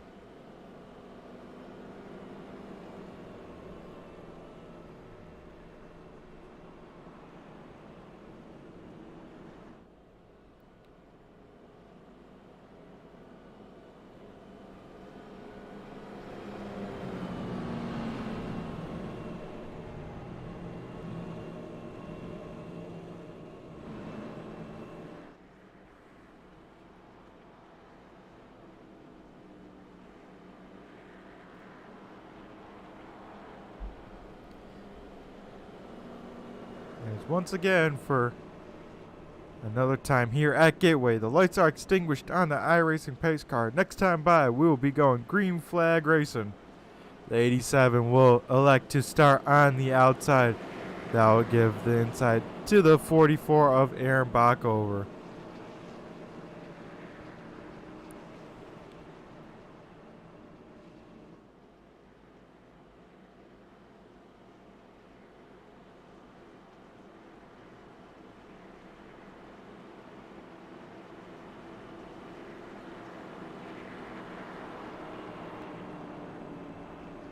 As I heard from race control, rain is on the radar, so they'll have to try and get this race in by the next 40 minutes or so. So a little bit on the time crunch here, so We'll have to see if they clean it on up.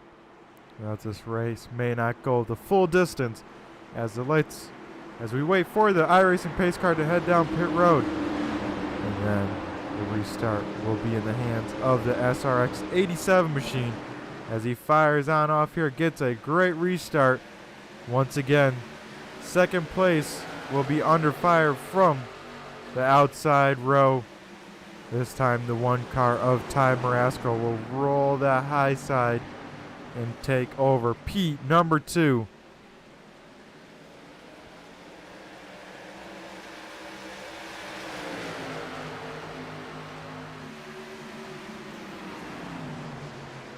As we see a battle for 6th through 9th here on track. 09 machine gets big time loose down low. Trying to get around the 12 and the 86 here. There'll be 3 wide into turn number 1. That will move the 86 machine of Terry Foster out of the way and down to the back big time here.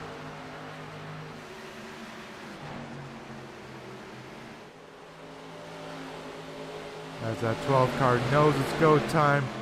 Bit of an aggressive move, but gets the job done. As he is now trying to get back inside the top 5. If he can go around this 86 machine, he will do just that. Sorry, 64 machine. As they make contact off of turn number 2, inside the wall hard, the 86 will go around as well, and this will be a wreck down the backstretch as cars continue to get in it and once again bring out the yellow flag. Oh my goodness. Quite a few cars involved, and it started pretty late as the 76 machine stuck in the grass. The right front ripped off that car. So we will go back. The 86 already got hit, I believe, from the 41, and then the rest of the field trying to get through it, trying to not be involved. 76, 38 hard in the wall, 33 comes in, the 7 comes in as well, so some hard hits to some more drivers in this race.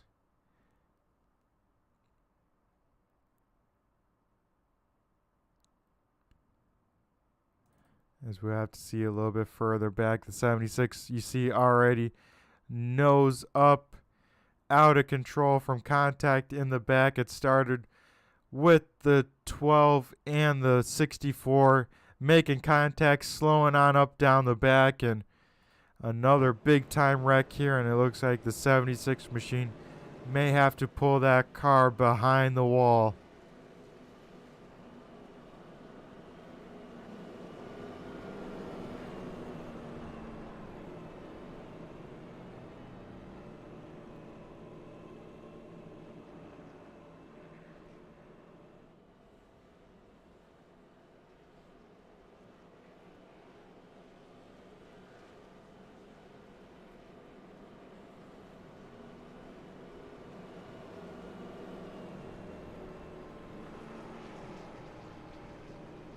It looks like the 46 machine of Fred Thompson is this time's lucky dog and will be back on the lead lap.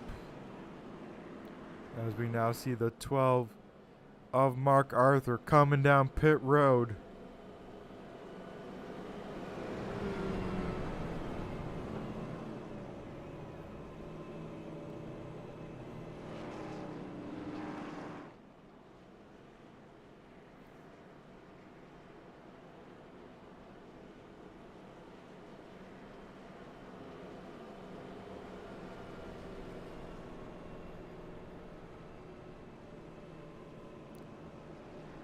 As we will get 2 laps to go back, green flag racing here.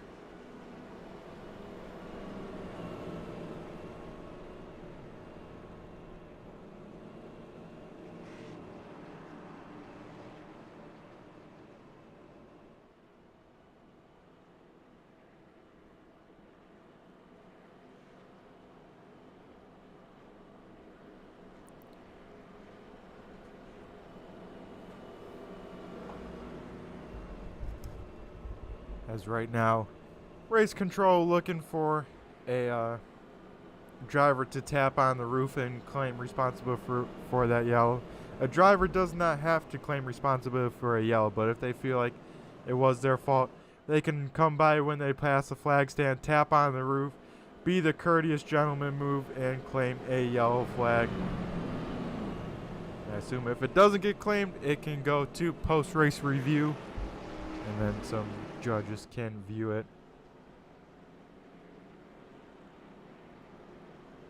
But it looks like no one claiming that yellow, thinking it might have been a racing deal, and it fairly looked like it back there because that 41 definitely had no clue what was unfolding in front of him, and a big time stack up, big time checkup.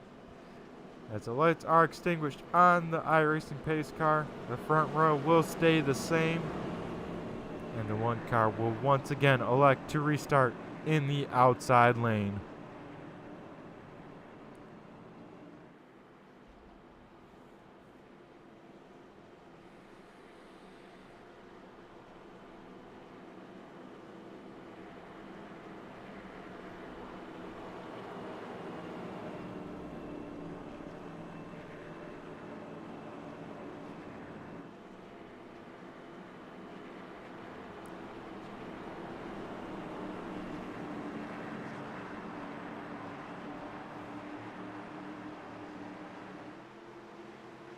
As now we'll once again wait for the iRacing pace car to head down pit road, and then the one can fire off whenever he likes. Last time he waited pretty long. We'll see if he does that again. And it looks like it as he fires on off, and we are back racing here at Gateway. He gets a fantastic restart, jumps way out in front. And now we got some 2x2 battling for second on back. The 64 machine able to roll that high side. That will open up the door for Matt Gruenberg. Once again, we saw him down in 20th, 28th. Now back up in the top 5, challenging for second position as he goes door to door with the 64 in turns 3 and 4. Able to clear the pass, so move the 54 up into second. Now the 44 of Aaron Bockover will try and put the moves to the 64 of Josh Rutherford. Josh with the preferred line through 1 and 2, but now the 44 will have the groove in 3 and 4. He needs to be at least door to door on corner exit to have a shot. Looks like he is in front of that and even clear of the 64. As now the 17 of Brian Dees will look to do the same. And maybe even the 51 of Josh Sexton.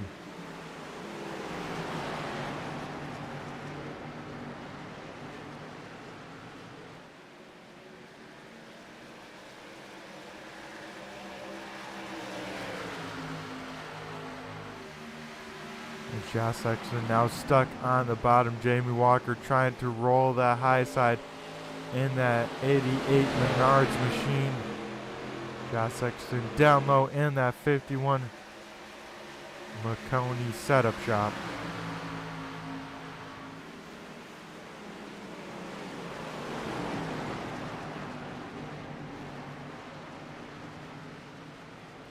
As the 09 machine of James Miller trying to drive that beat up 09 machine back up to the front. He is already back up to P number 8.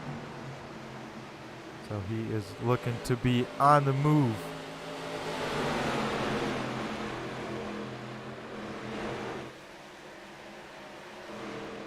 As further back in here, we got the cars that pitted in that last yellow. Cody Gibson trying to get around these guys here. And this 87 machine applying the pressure to the 22 of Brad Collins, who is then applying the pressure to the 8 of Amanda Sherman. 87 down low of the 22 down the backstretch. He will get the position by the time they get into turn number 3. Now he sets his sights on that 8 machine.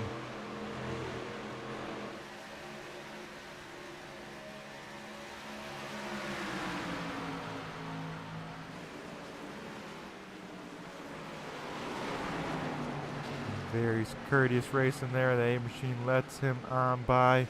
Down low here.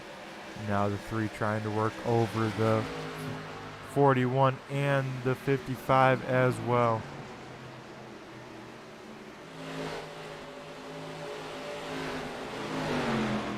You look up towards the front here. A battle for a 3rd position. Aaron Backover in the 44 up top. Brian Dees in the 17. Down low, able to clear the pass on corner entry. Pretty impressive to see. Now you'll see if he can run down that 54 machine and our leader in the 1.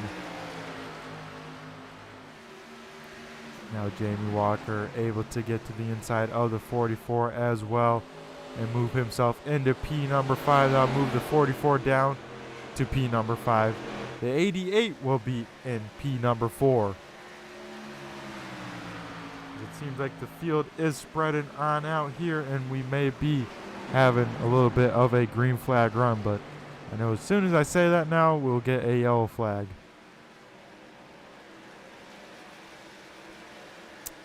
Yep, I jinxed it. As we got the 22 machine stopped out on track off the racing surface. We'll have to see what brought out the yellow. He was already sideways, and the 84 came in there trying to avoid him, already out of control, and finished him on off. So I believe it may have been contact with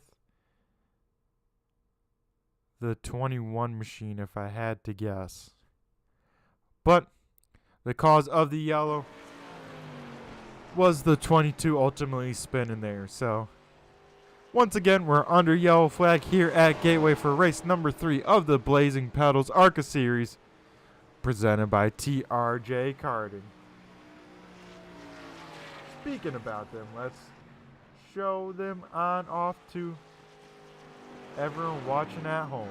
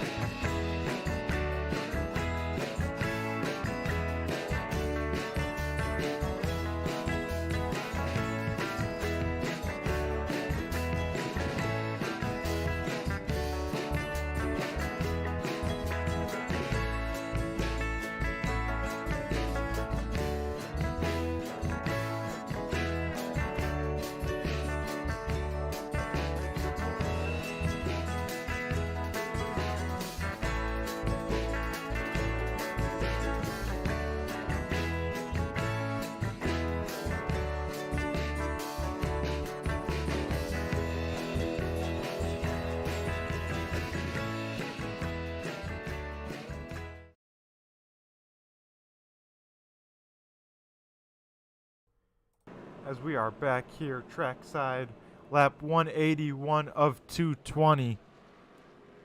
But these rain clouds are rolling in about 25 minutes out, so it will be tight for this race here as we are under caution number 15 for tonight's event.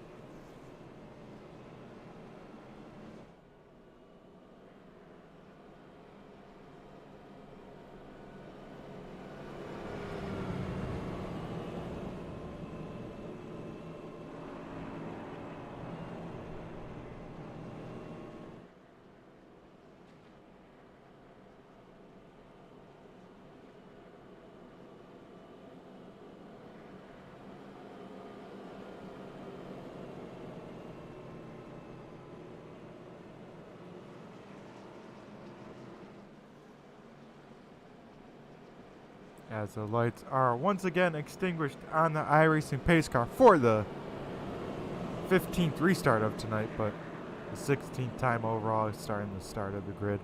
The 88 of Jamie Walker will inherit the race lead after the leaders did pit there. He will elect to start on the outside. To his inside, Corey Rutherford in the 5 machine.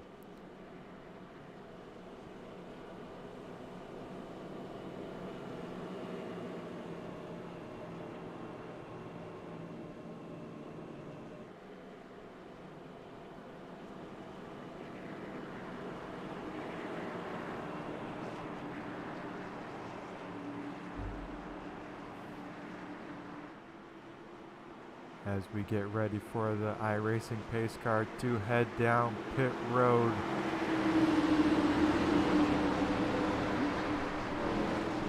Wait for the 88 to fire on off.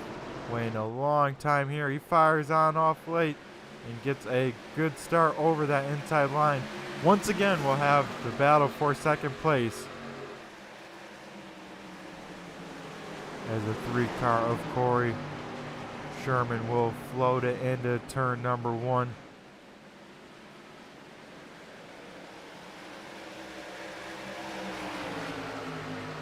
And will reclaim second place here. Corey Rutherford will fall down to P number 3, but now will be under fire from the 87 machine. A little bit further back, the 1 machine of Ty Marasco. Getting around the high side of the 64. That will open up the door for the 55 of Paul Ellison.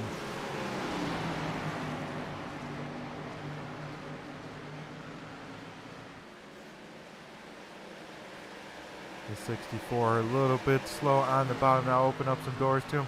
But 3 wide here as Dalton Kilrow will try and roll that bottom side. We'll get around the 87. Now we'll try to get to the inside of the 5 car. Doesn't quite get there, but here in a lap he will be right there on the bumper. Well, Dalton Kilrow, a man on a mission right now, trying to get to this front as quickly as he can. 5 car gets a little bit loose. He stays down low. That opens up the door to the top side to Ty Marasco as the 5 car coming down pit road this time. Now move the 1 back up to P number 3. And the 41 to P number 4. 87 P5. And the 64 looking to get back inside the top 5 here once again.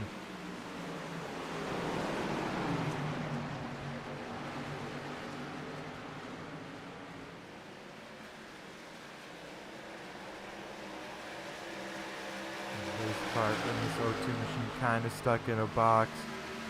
Cars both in front of him and to his inside here as the 09 machine of James Miller. Another car, man on a mission, trying to bring that wounded 09 machine back inside the top 5 because he's at least back inside the top 10 there as he gets around the 55 machine for 9th place.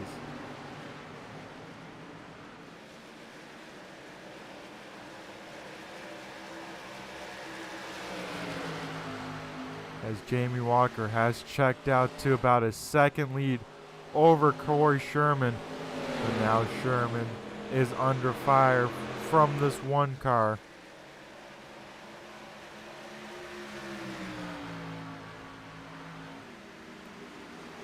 One car will look down low into turn number 1, think better of it, but will try and get a run off of turn number 2 and get to the bottom of the 3 car by the time to get to turn number 3.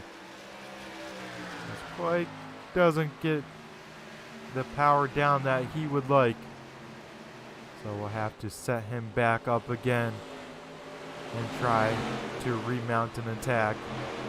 At that time gets a really good run through the middle, able to get on the throttle, but not quite a killer run, but enough to be on the inside as they go into turn number 1.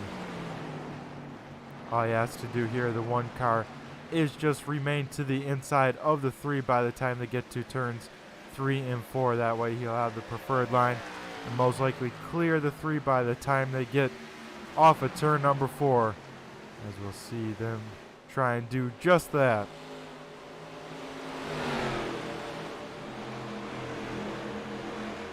As a little bit further back, Dalton Kilrow under heavy pressure from Matt Gruenberg in this 54 machine for fourth on the speedway.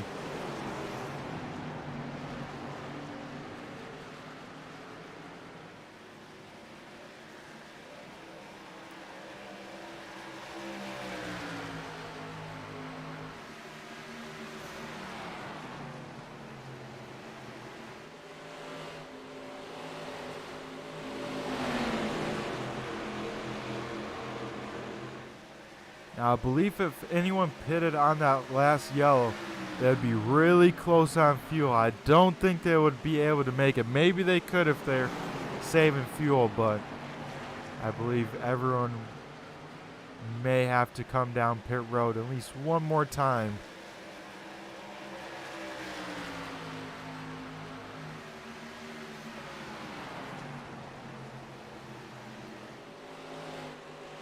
As I say that, we see our first taker down pit road, the 87 machine of Cody Gibson. As we jump back up to the front, Jamie Walker still leading the way. Ty Marasco in second, Corey Sherman third, Dalton Kilrow in fourth with Matt Gruenberg right on his tail. And don't look too far back now. Josh Sexton right there. Mark Arthur trying to get back in there. Same with James Miller. Those are some names we've seen out front all day long trying to get back there.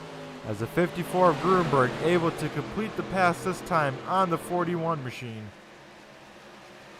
Give Pete number 4 to the 54.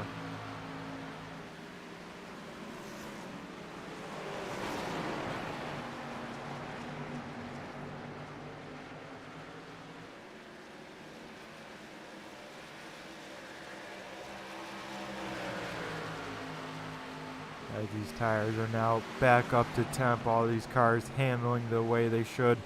The only way we get an issue is if there's some sort of contact or if someone gooses up the throttle a little too aggressively on corner exits, specifically off at 2 and loops it there. And for the most part, everyone seems to be able to hang on to these race cars here as we see Mark Arthur in the 12 looking to the inside of the 51 as they come off at turn number 2. We'll see Mark really drive it in here deep on this inside line, trying to regain the position by the time they get to turn number 4. And did just that. 12 car already around the 54 by corner entry and now sets his sights on the 41 machine.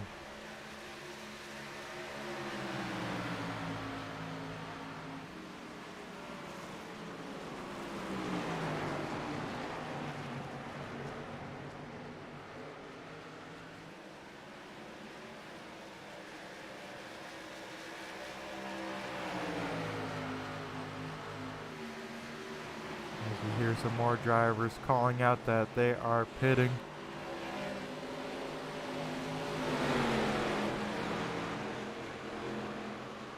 As you can see now, the 12 car applying the pressure to the 41.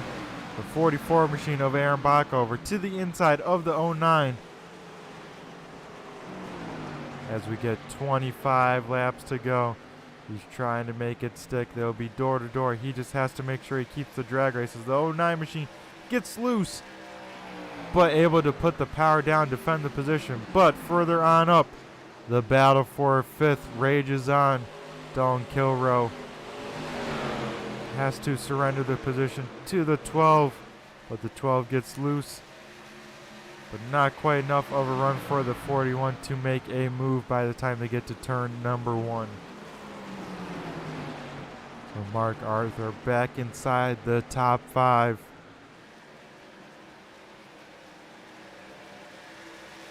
As Matt Gruenberg has closed the gap to the bumper of the 3 car in front of him.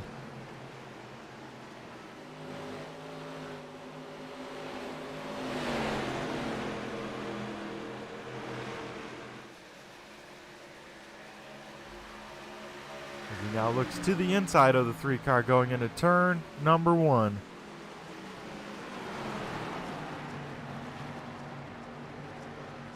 mat really low and making it work. Maybe that's the secret to the low side. Really hug that rumble strip and don't even diamond it. Don't even let it wash up, because he got a great run. Almost pulled on the 3 car, and that will for sure move him up into P number 3. But that leaves the door open for Mark Arthur to get an easy spot, an easy pass. And that will allow him to close the gap ever so more on the 54.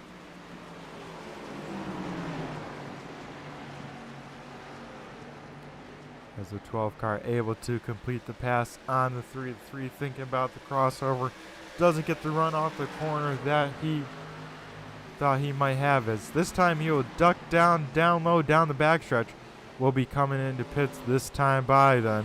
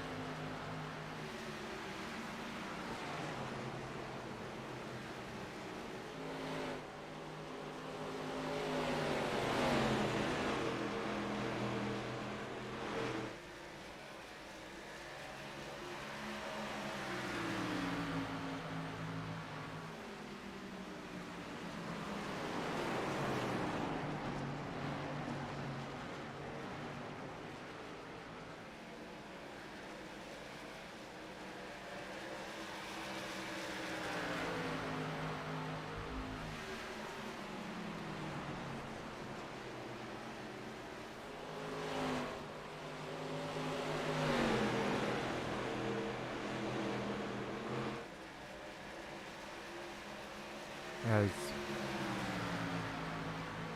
Jamie Walker has actually pitted from the race lead, so that will hand over the race lead to the 1 car here on screen of Ty Marasco.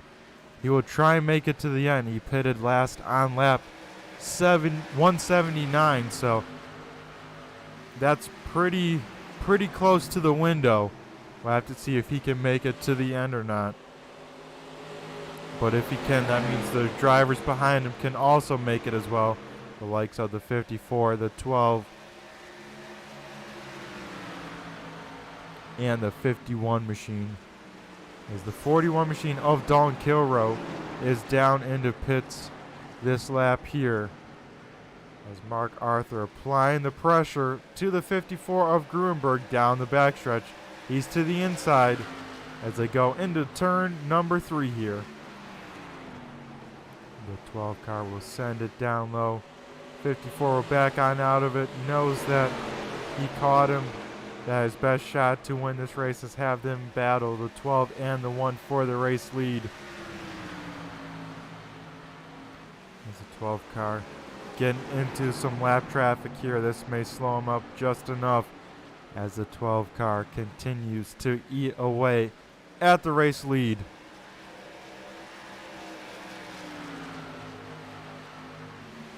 You see here up on screen at the center of your screen just the time difference to the race leader, 2/10, only half a tenth, another tenth, almost 2/10 again. So this 12 car is coming as he gets the wall though. That may hurt the speed of this 12 car. We'll have to see how he affects it. The 5 car goes on by. That 5 car is on fresh tires. So with that, that opens the door back up to the 1 car as he now has a second lead. So Mark will have to get back in a rhythm if he wants to try and catch this 1 car for the race win here at Gateway.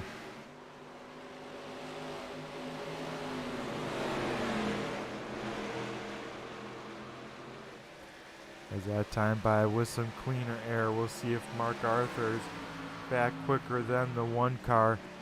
He is not. He's 2/10 off the pace that time, but this lap he'll definitely be catching the one car, because by my time and he's scoring that IC, he has made up pretty close to 2/10 again. So the 12 car back in the rhythm already. Looks like that wall hit is not affecting the handling of this Barbie machine.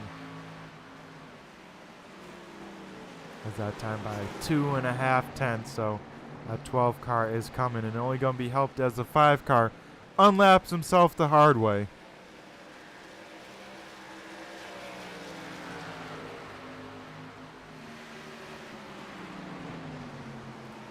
Or at least is trying to.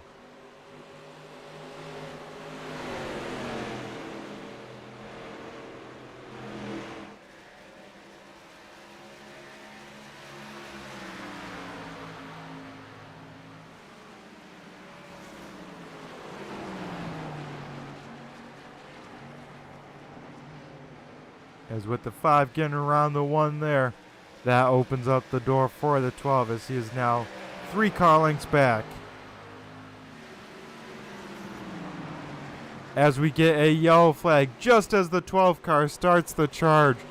It looks like the 87 machine may have been involved in this one. As they were 3 wide here. Looks like, oh, just got slightly hit by the 55.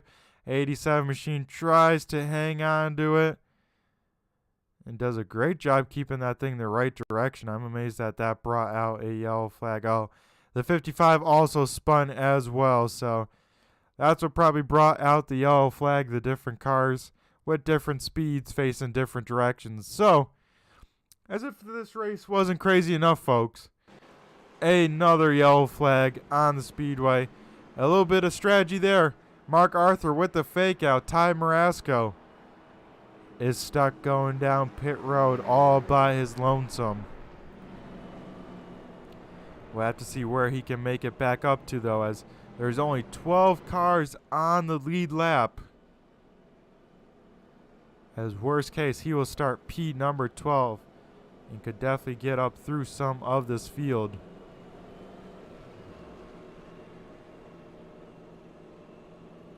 As Mark Arthur in this 12 machine inherits the race lead. We see some other takers down pit road. The 38, 88, and the 3 all down pit road as well. As we are about to head inside of 10 laps to go.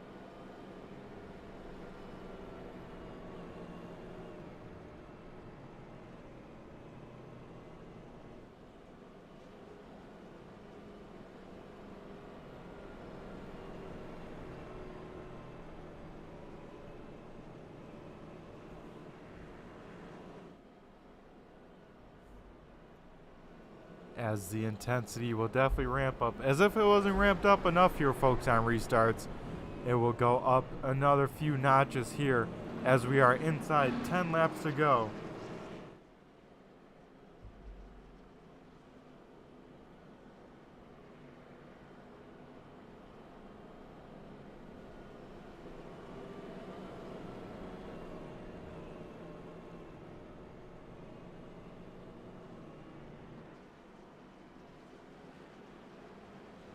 As the lights are extinguished once again on the iRacing pace car, Mark Arthur will elect to take the top side.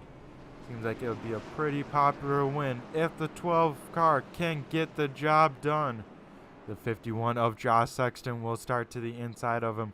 Row 2 will be made up of the 54 of Matt Gruenberg to his outside, the 09 of James Miller, and then the row behind will be 02 of Race Clark, and to his outside, the 21 of Jordan McAvoy.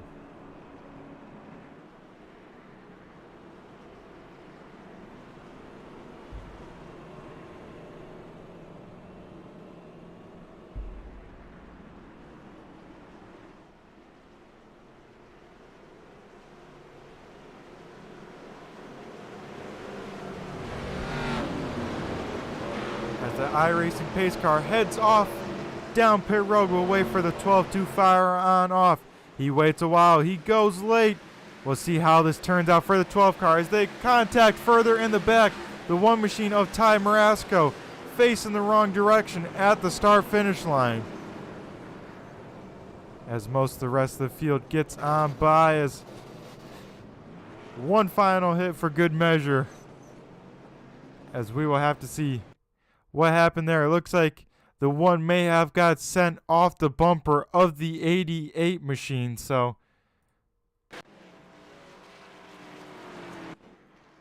as Mark Arthur, if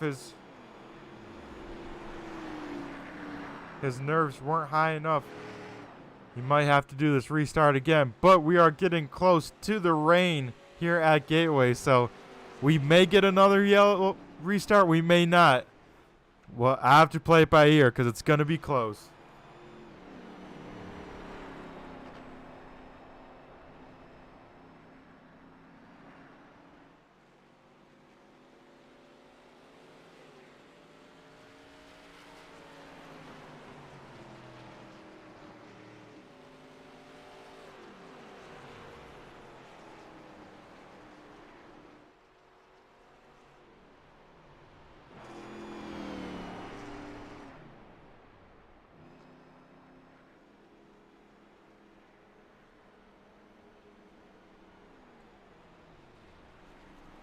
As we hear the 12 car saving fuel just in case if in fact there is another restart. If there is, it's most likely going to be our attempt at a green-white checkered.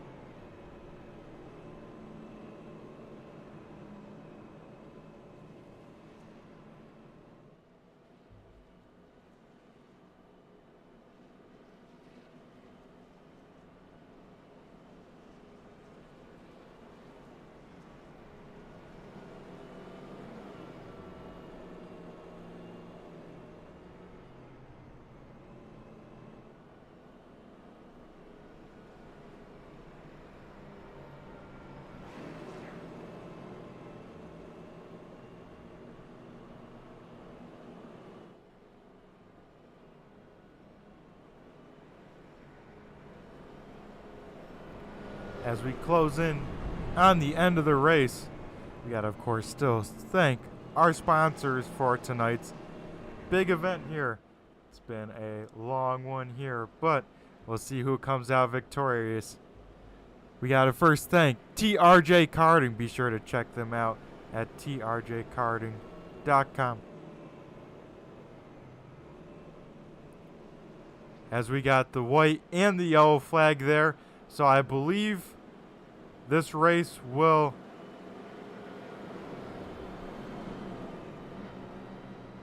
I think it's gonna be a drag race to the start finish line. So I assume that everyone will try and restart and have pretty much a drag race to the start finish line, because I heard we got the yellow and the white flag there, so should be interesting to see how this ends up here.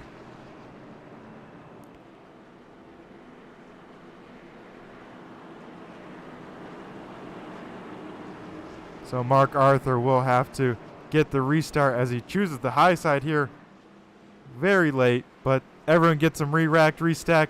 He can go whenever, so he just has to make sure he doesn't pass the pace car. And if I'm the 12 car, I'm going as soon as possible, because I do not want to get beat to the start finish line if I can. As they are racing to the start finish line, to the checkered flag, Mark Arthur gets the job done, wins the race number 3 here at Gateway, and locks himself into the playoffs here at the moment. Because we could have more than 16 winners, as we have had a different winner at all 3 races here. So the trend may continue. Maybe we'll have a 4th next week. Be sure to keep in tune. Same time, same place next week. But now we'll go and try and talk to tonight's top 3 finishers. As we got the 54 machine stopping here on track. We'll see if the 12 has any burnouts for the fans watching at home.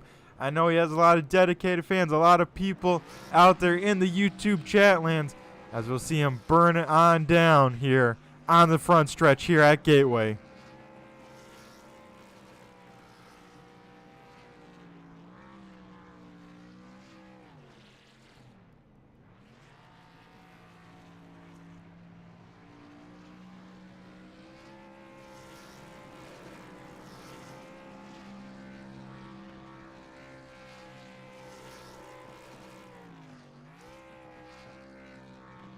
Has some pretty good burnouts from this 12 machine. I think he's done this before, folks.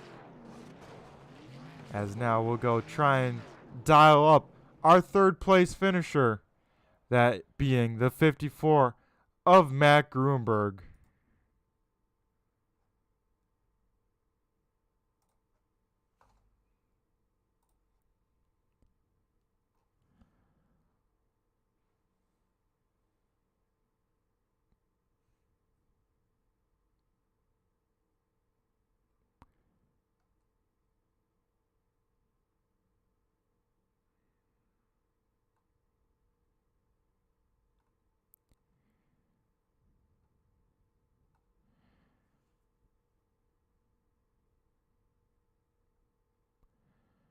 We are looking for, seeing if the 54 machine is in fact here.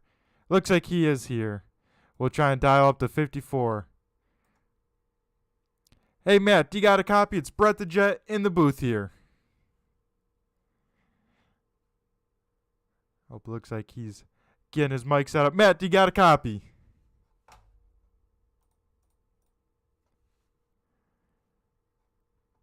Yeah, I gotcha. Alrighty, Matt. Got you loud and clear now. How was this 54 car? It seemed like you were all over this running order once again. But once again, here finishing in the top 3, talking to me after the race.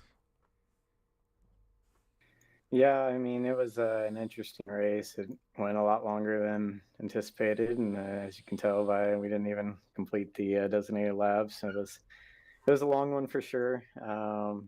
But we had some ups and downs this race. I kind of was off sequence at one point, and I really thought the strategy was not the right call there during the middle part of the race, and then there was caution that allowed us to get back on sequence, and thought we were in a pretty good spot there. And then that final run, the green flag run towards the end there, I thought that we were going to make it to the end without a caution, but so I started saving, and Mark and the 51 ended up getting past me, and turns out that I actually didn't need to start saving there, and I probably should have just kept on racing as hard as I could, and we could have got the win. But oh well, got beat on a fuel mileage games again, and hopefully we'll get one of these next time. Oh yeah, Matt. Especially you being in the podium here once again. Your time in victory lane is for sure coming because that 54 machine has a lot of speed in it. But yep, to survive this race of attrition, to come home third, nothing to laugh at. So before we let you go, Matt, I'm sure there's got to be a whole bunch of people you got to thank for this 54 team here tonight. Yeah, as usual, just everyone at Team AV, everybody at races on the team, and everybody who puts the paint schemes together, and they look really great each week. And of course, you for broadcasting. Alrighty, Matt. Well, you have a good rest of your week. See you next week, and I'm sure we'll be talking to you a lot more here in the future. Thank you. Alrighty, that was our third place finisher. Now we'll go try and dial up our second place finisher, the 54 machine of Josh Sexton. Sorry, the 51 machine, excuse me. We'll see if we got Josh here. It looks like we do. Josh, do you got a copy? It's Brett the Jet in the booth here. I hear you. Alrighty, man. Congratulations on the runner-up finish. I know you probably wanted that to be an actual green-white checkered, but sadly, it was just a drag race to the finish. How was this 51 car, and how were the nerves as those closing laps approached here in this long race? Yeah, 50, yeah, we were had a good car all day. Felt pretty good most of the night, especially there towards the end.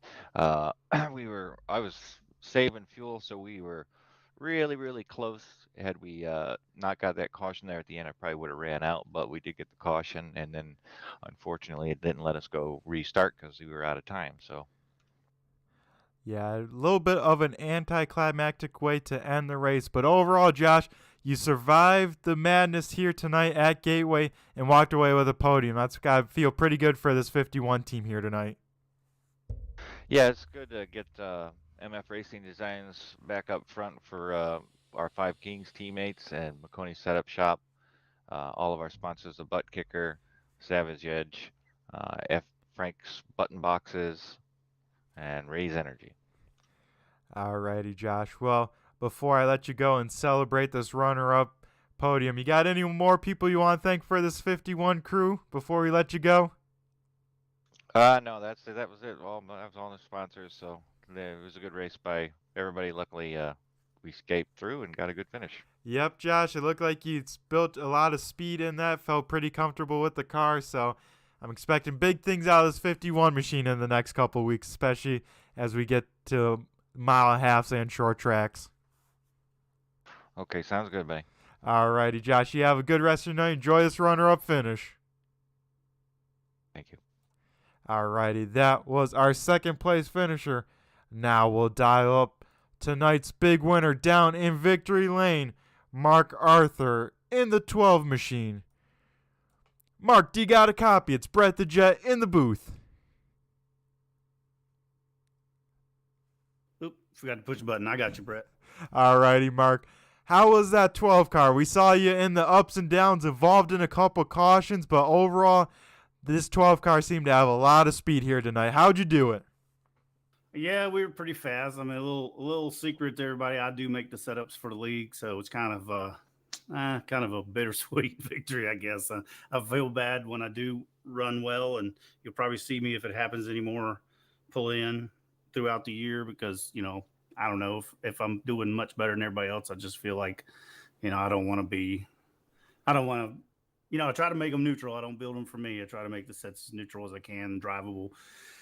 But I just feel like, like as strong as I was tonight, I just feel bad when I do run out front so long. But No, we got in trouble there. I had a black for incidents, and because we have an incident limit and we have to pull down the pit, so I had a pass through.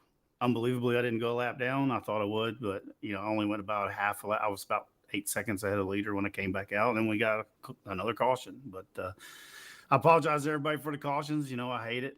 We usually run better than that. We had a great run there through the middle, and then those cautions breed cautions. Yep, that is the case. I quoted ODW as well with that saying, because that is so true, especially here on iRacing when everyone gets bunched up, and it gets pretty sketchy, especially at Gateway where you're floating in these corners so much.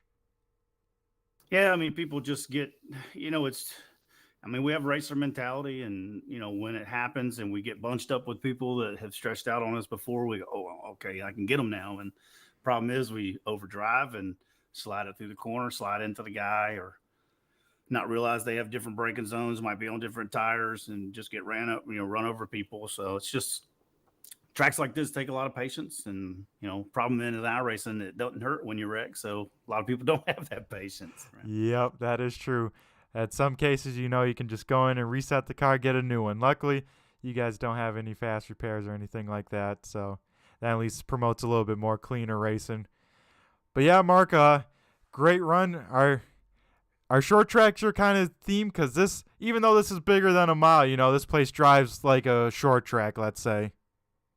Yeah, it drives very similar. I mean, New Hampshire's the same way, and or Milwaukee Mile, they're all longer tracks, intermediate tracks, I guess, but they definitely drive like short tracks. When you hit the corner with that much speed, I mean, sometimes they're a handful. And, usually you see the short track guys prevail at these tracks. I think Gruenberg had us right there at the end, because he was able to go longer than anybody else on the green flag runs, and I was going to be about, I don't know, 5 or 6 laps short. So the cautions actually helped us win. I think Gruenberg would have had that there.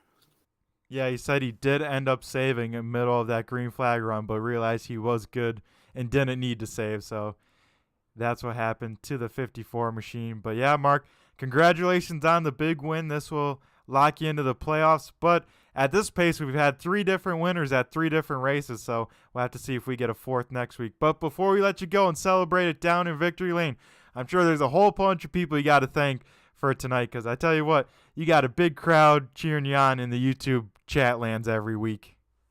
Yeah, my mom and sister watch every week, and sometimes Sam, if he wrecks out, I guess he'll go in there and watch. But I thank them for showing up each week. I guess they enjoy it. They started watching when NASCAR started racing this. They were watching it, and because that's the only racing we had. And then I was like, well, I do that every week, and we broadcast it too. So my mom was like, hey, I'll check it out. So then my sister came on board as well. I think my uncle's watched it a few times too last year, but I thank them. I think TRJ Karting, of course, they're our title sponsor. I always thank them. If anybody needs any karting stuff, head to trjkarting.com. Savage Edge Graphics is another sponsor of ours. They can put your name on anything. And we also thank Butt Kicker. They've came on board, give us butt kickers throughout the year. There'll be a few races where there'll be a butt kicker getaway, and championship race is always one as well. And we get you to spin the wheel for that as well. When we have the butt kicker race, we put all the positions, ever how many cars are in the race, and you spin that at the end of the race, and that's how people win it. So it's not just the fast people winning stuff. And Michael Falk Racing Designs, of course, he designed my Barbie car. Apparently it was Barbie's birthday this week, I think. So happy birthday, Barbie. So good birthday present. But other than that, that's about it. Thank you for doing, you and Turn 3 for putting this stuff on, and I appreciate everybody coming out and watch. Yeah, Mark, it is a fitting way for Barbie's birthday to park it in Victory Lane for her. And this scheme always stands out on the track. There's not, I think it's just you and Terry with the pink car, so can always find you guys out on track. And yeah, Mark, with you getting that pass through and the yellow flag right after, it seems like you actually got a little bit of luck, because the first 2 races, it seemed like you had 0 luck. Yeah. I mean, I've been admin in this league for, 2 or 3 years now, and me and Jason decided to step out of the admin booth and actually race this year. That's why we have the cautions and stuff like that. But a little shaky with the black flags and stuff. We're kind of trying to work all those kinks out with that, with us actually racing and not adminning. But we'll get it worked out. We'll get all the cautions worked out. It usually takes 5 or 6 races, and everybody gets to know each other and starts being a lot more clean. But we'll get it work out. And hopefully I can be up front in a few of these and put on some shows. All righty, Mark. Well, go celebrate it down in Victory Lane after tonight's eventful race. That's for sure. It's been a crazy one. Hopefully everyone enjoyed it at home, and go celebrate in Victory Lane. I'm going to go wrap up here in the booth and then join you down in Victory Lane afterwards. Thanks, Brett. All righty. And that was Mark Arthur, tonight's big winner, parking it down in Victory Lane, getting the job done. So congrats to that 12 team. I know that's probably a popular win, at least from the viewers here in the YouTube chat land. So we will go to our scenic cam here and go through tonight's race results.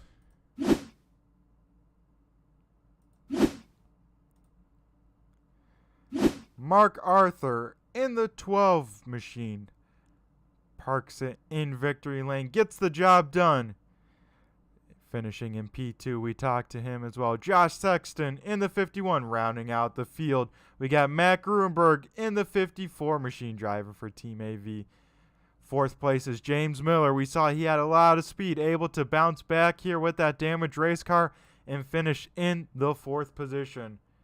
Rounding out our top five, we got Derek Paulson in the 6. Jordan McAvoy in the 21 brings it home in 6th. 7th is Race Clark in the 02. 8th is Brian Dees in the 17. Brandon Feeney in the 38 brings it home 9th. And rounding out our top 10, Savage Edge number 3 machine of Corey Sherman. 11th is Brad Collins in the 22. 12th is Amanda Sherman in the 8th. Ty Marasco in the 1 brings it home 13th. Dalton Kilrow in the 41, 14th. 15th, Andon Backover in the 44. Cody Gibson in the 87 brings it home 16th. 17th goes to Fred Thompson in the 46. TBB in the 10 machine brings it home in 18th. 19th goes to Josh Rutherford in the 64. Paul Ellison in the 55 will round out the top 20. 21st is Corey Rutherford in the 5. 22nd is John Perkins in the 33. Jamie Walker in the 88 brings it home 23rd. 24th is Randy McAvoy in the 7. Rick Thompson brings it home 25th. 26th is Casey Campbell. 27th is Chris Legou. 28th is Ian Habiuk. 29th is Matt Hackathorn. 30th is Terry Foster. 31st is Philip Van Fleet. 32nd is Tanner Marr. 33rd is Joel Alberico. 34th is Sam Bumgarden. 35th goes to Nicholas Akiye.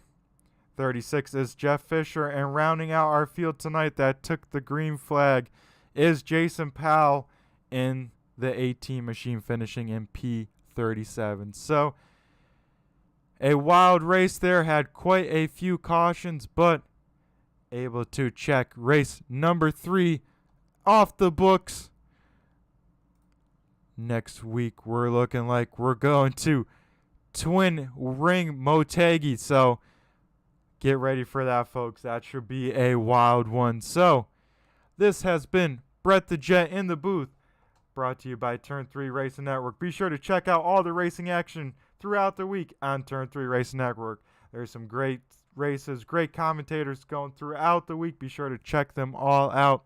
Of course, got to thank TRJ Karting for presenting the Blazing Pedals Arca series. Of course, got to give a shout out to Michael Falk Racing Designs. Another one of his schemes parked it in Victory Lane tonight. Got to give a shout out to Savage Edge, as well as Butt Kicker, for everything that they do. So got to thank all the sponsors. Be sure to check them all out if you get the chance. Show them some love. And yeah, everyone, got to thank all the live YouTube chat. Got to thank all the live viewers. Thanks for sticking this one out. Got to thank all the replay viewers. Thanks for rewatching this thing.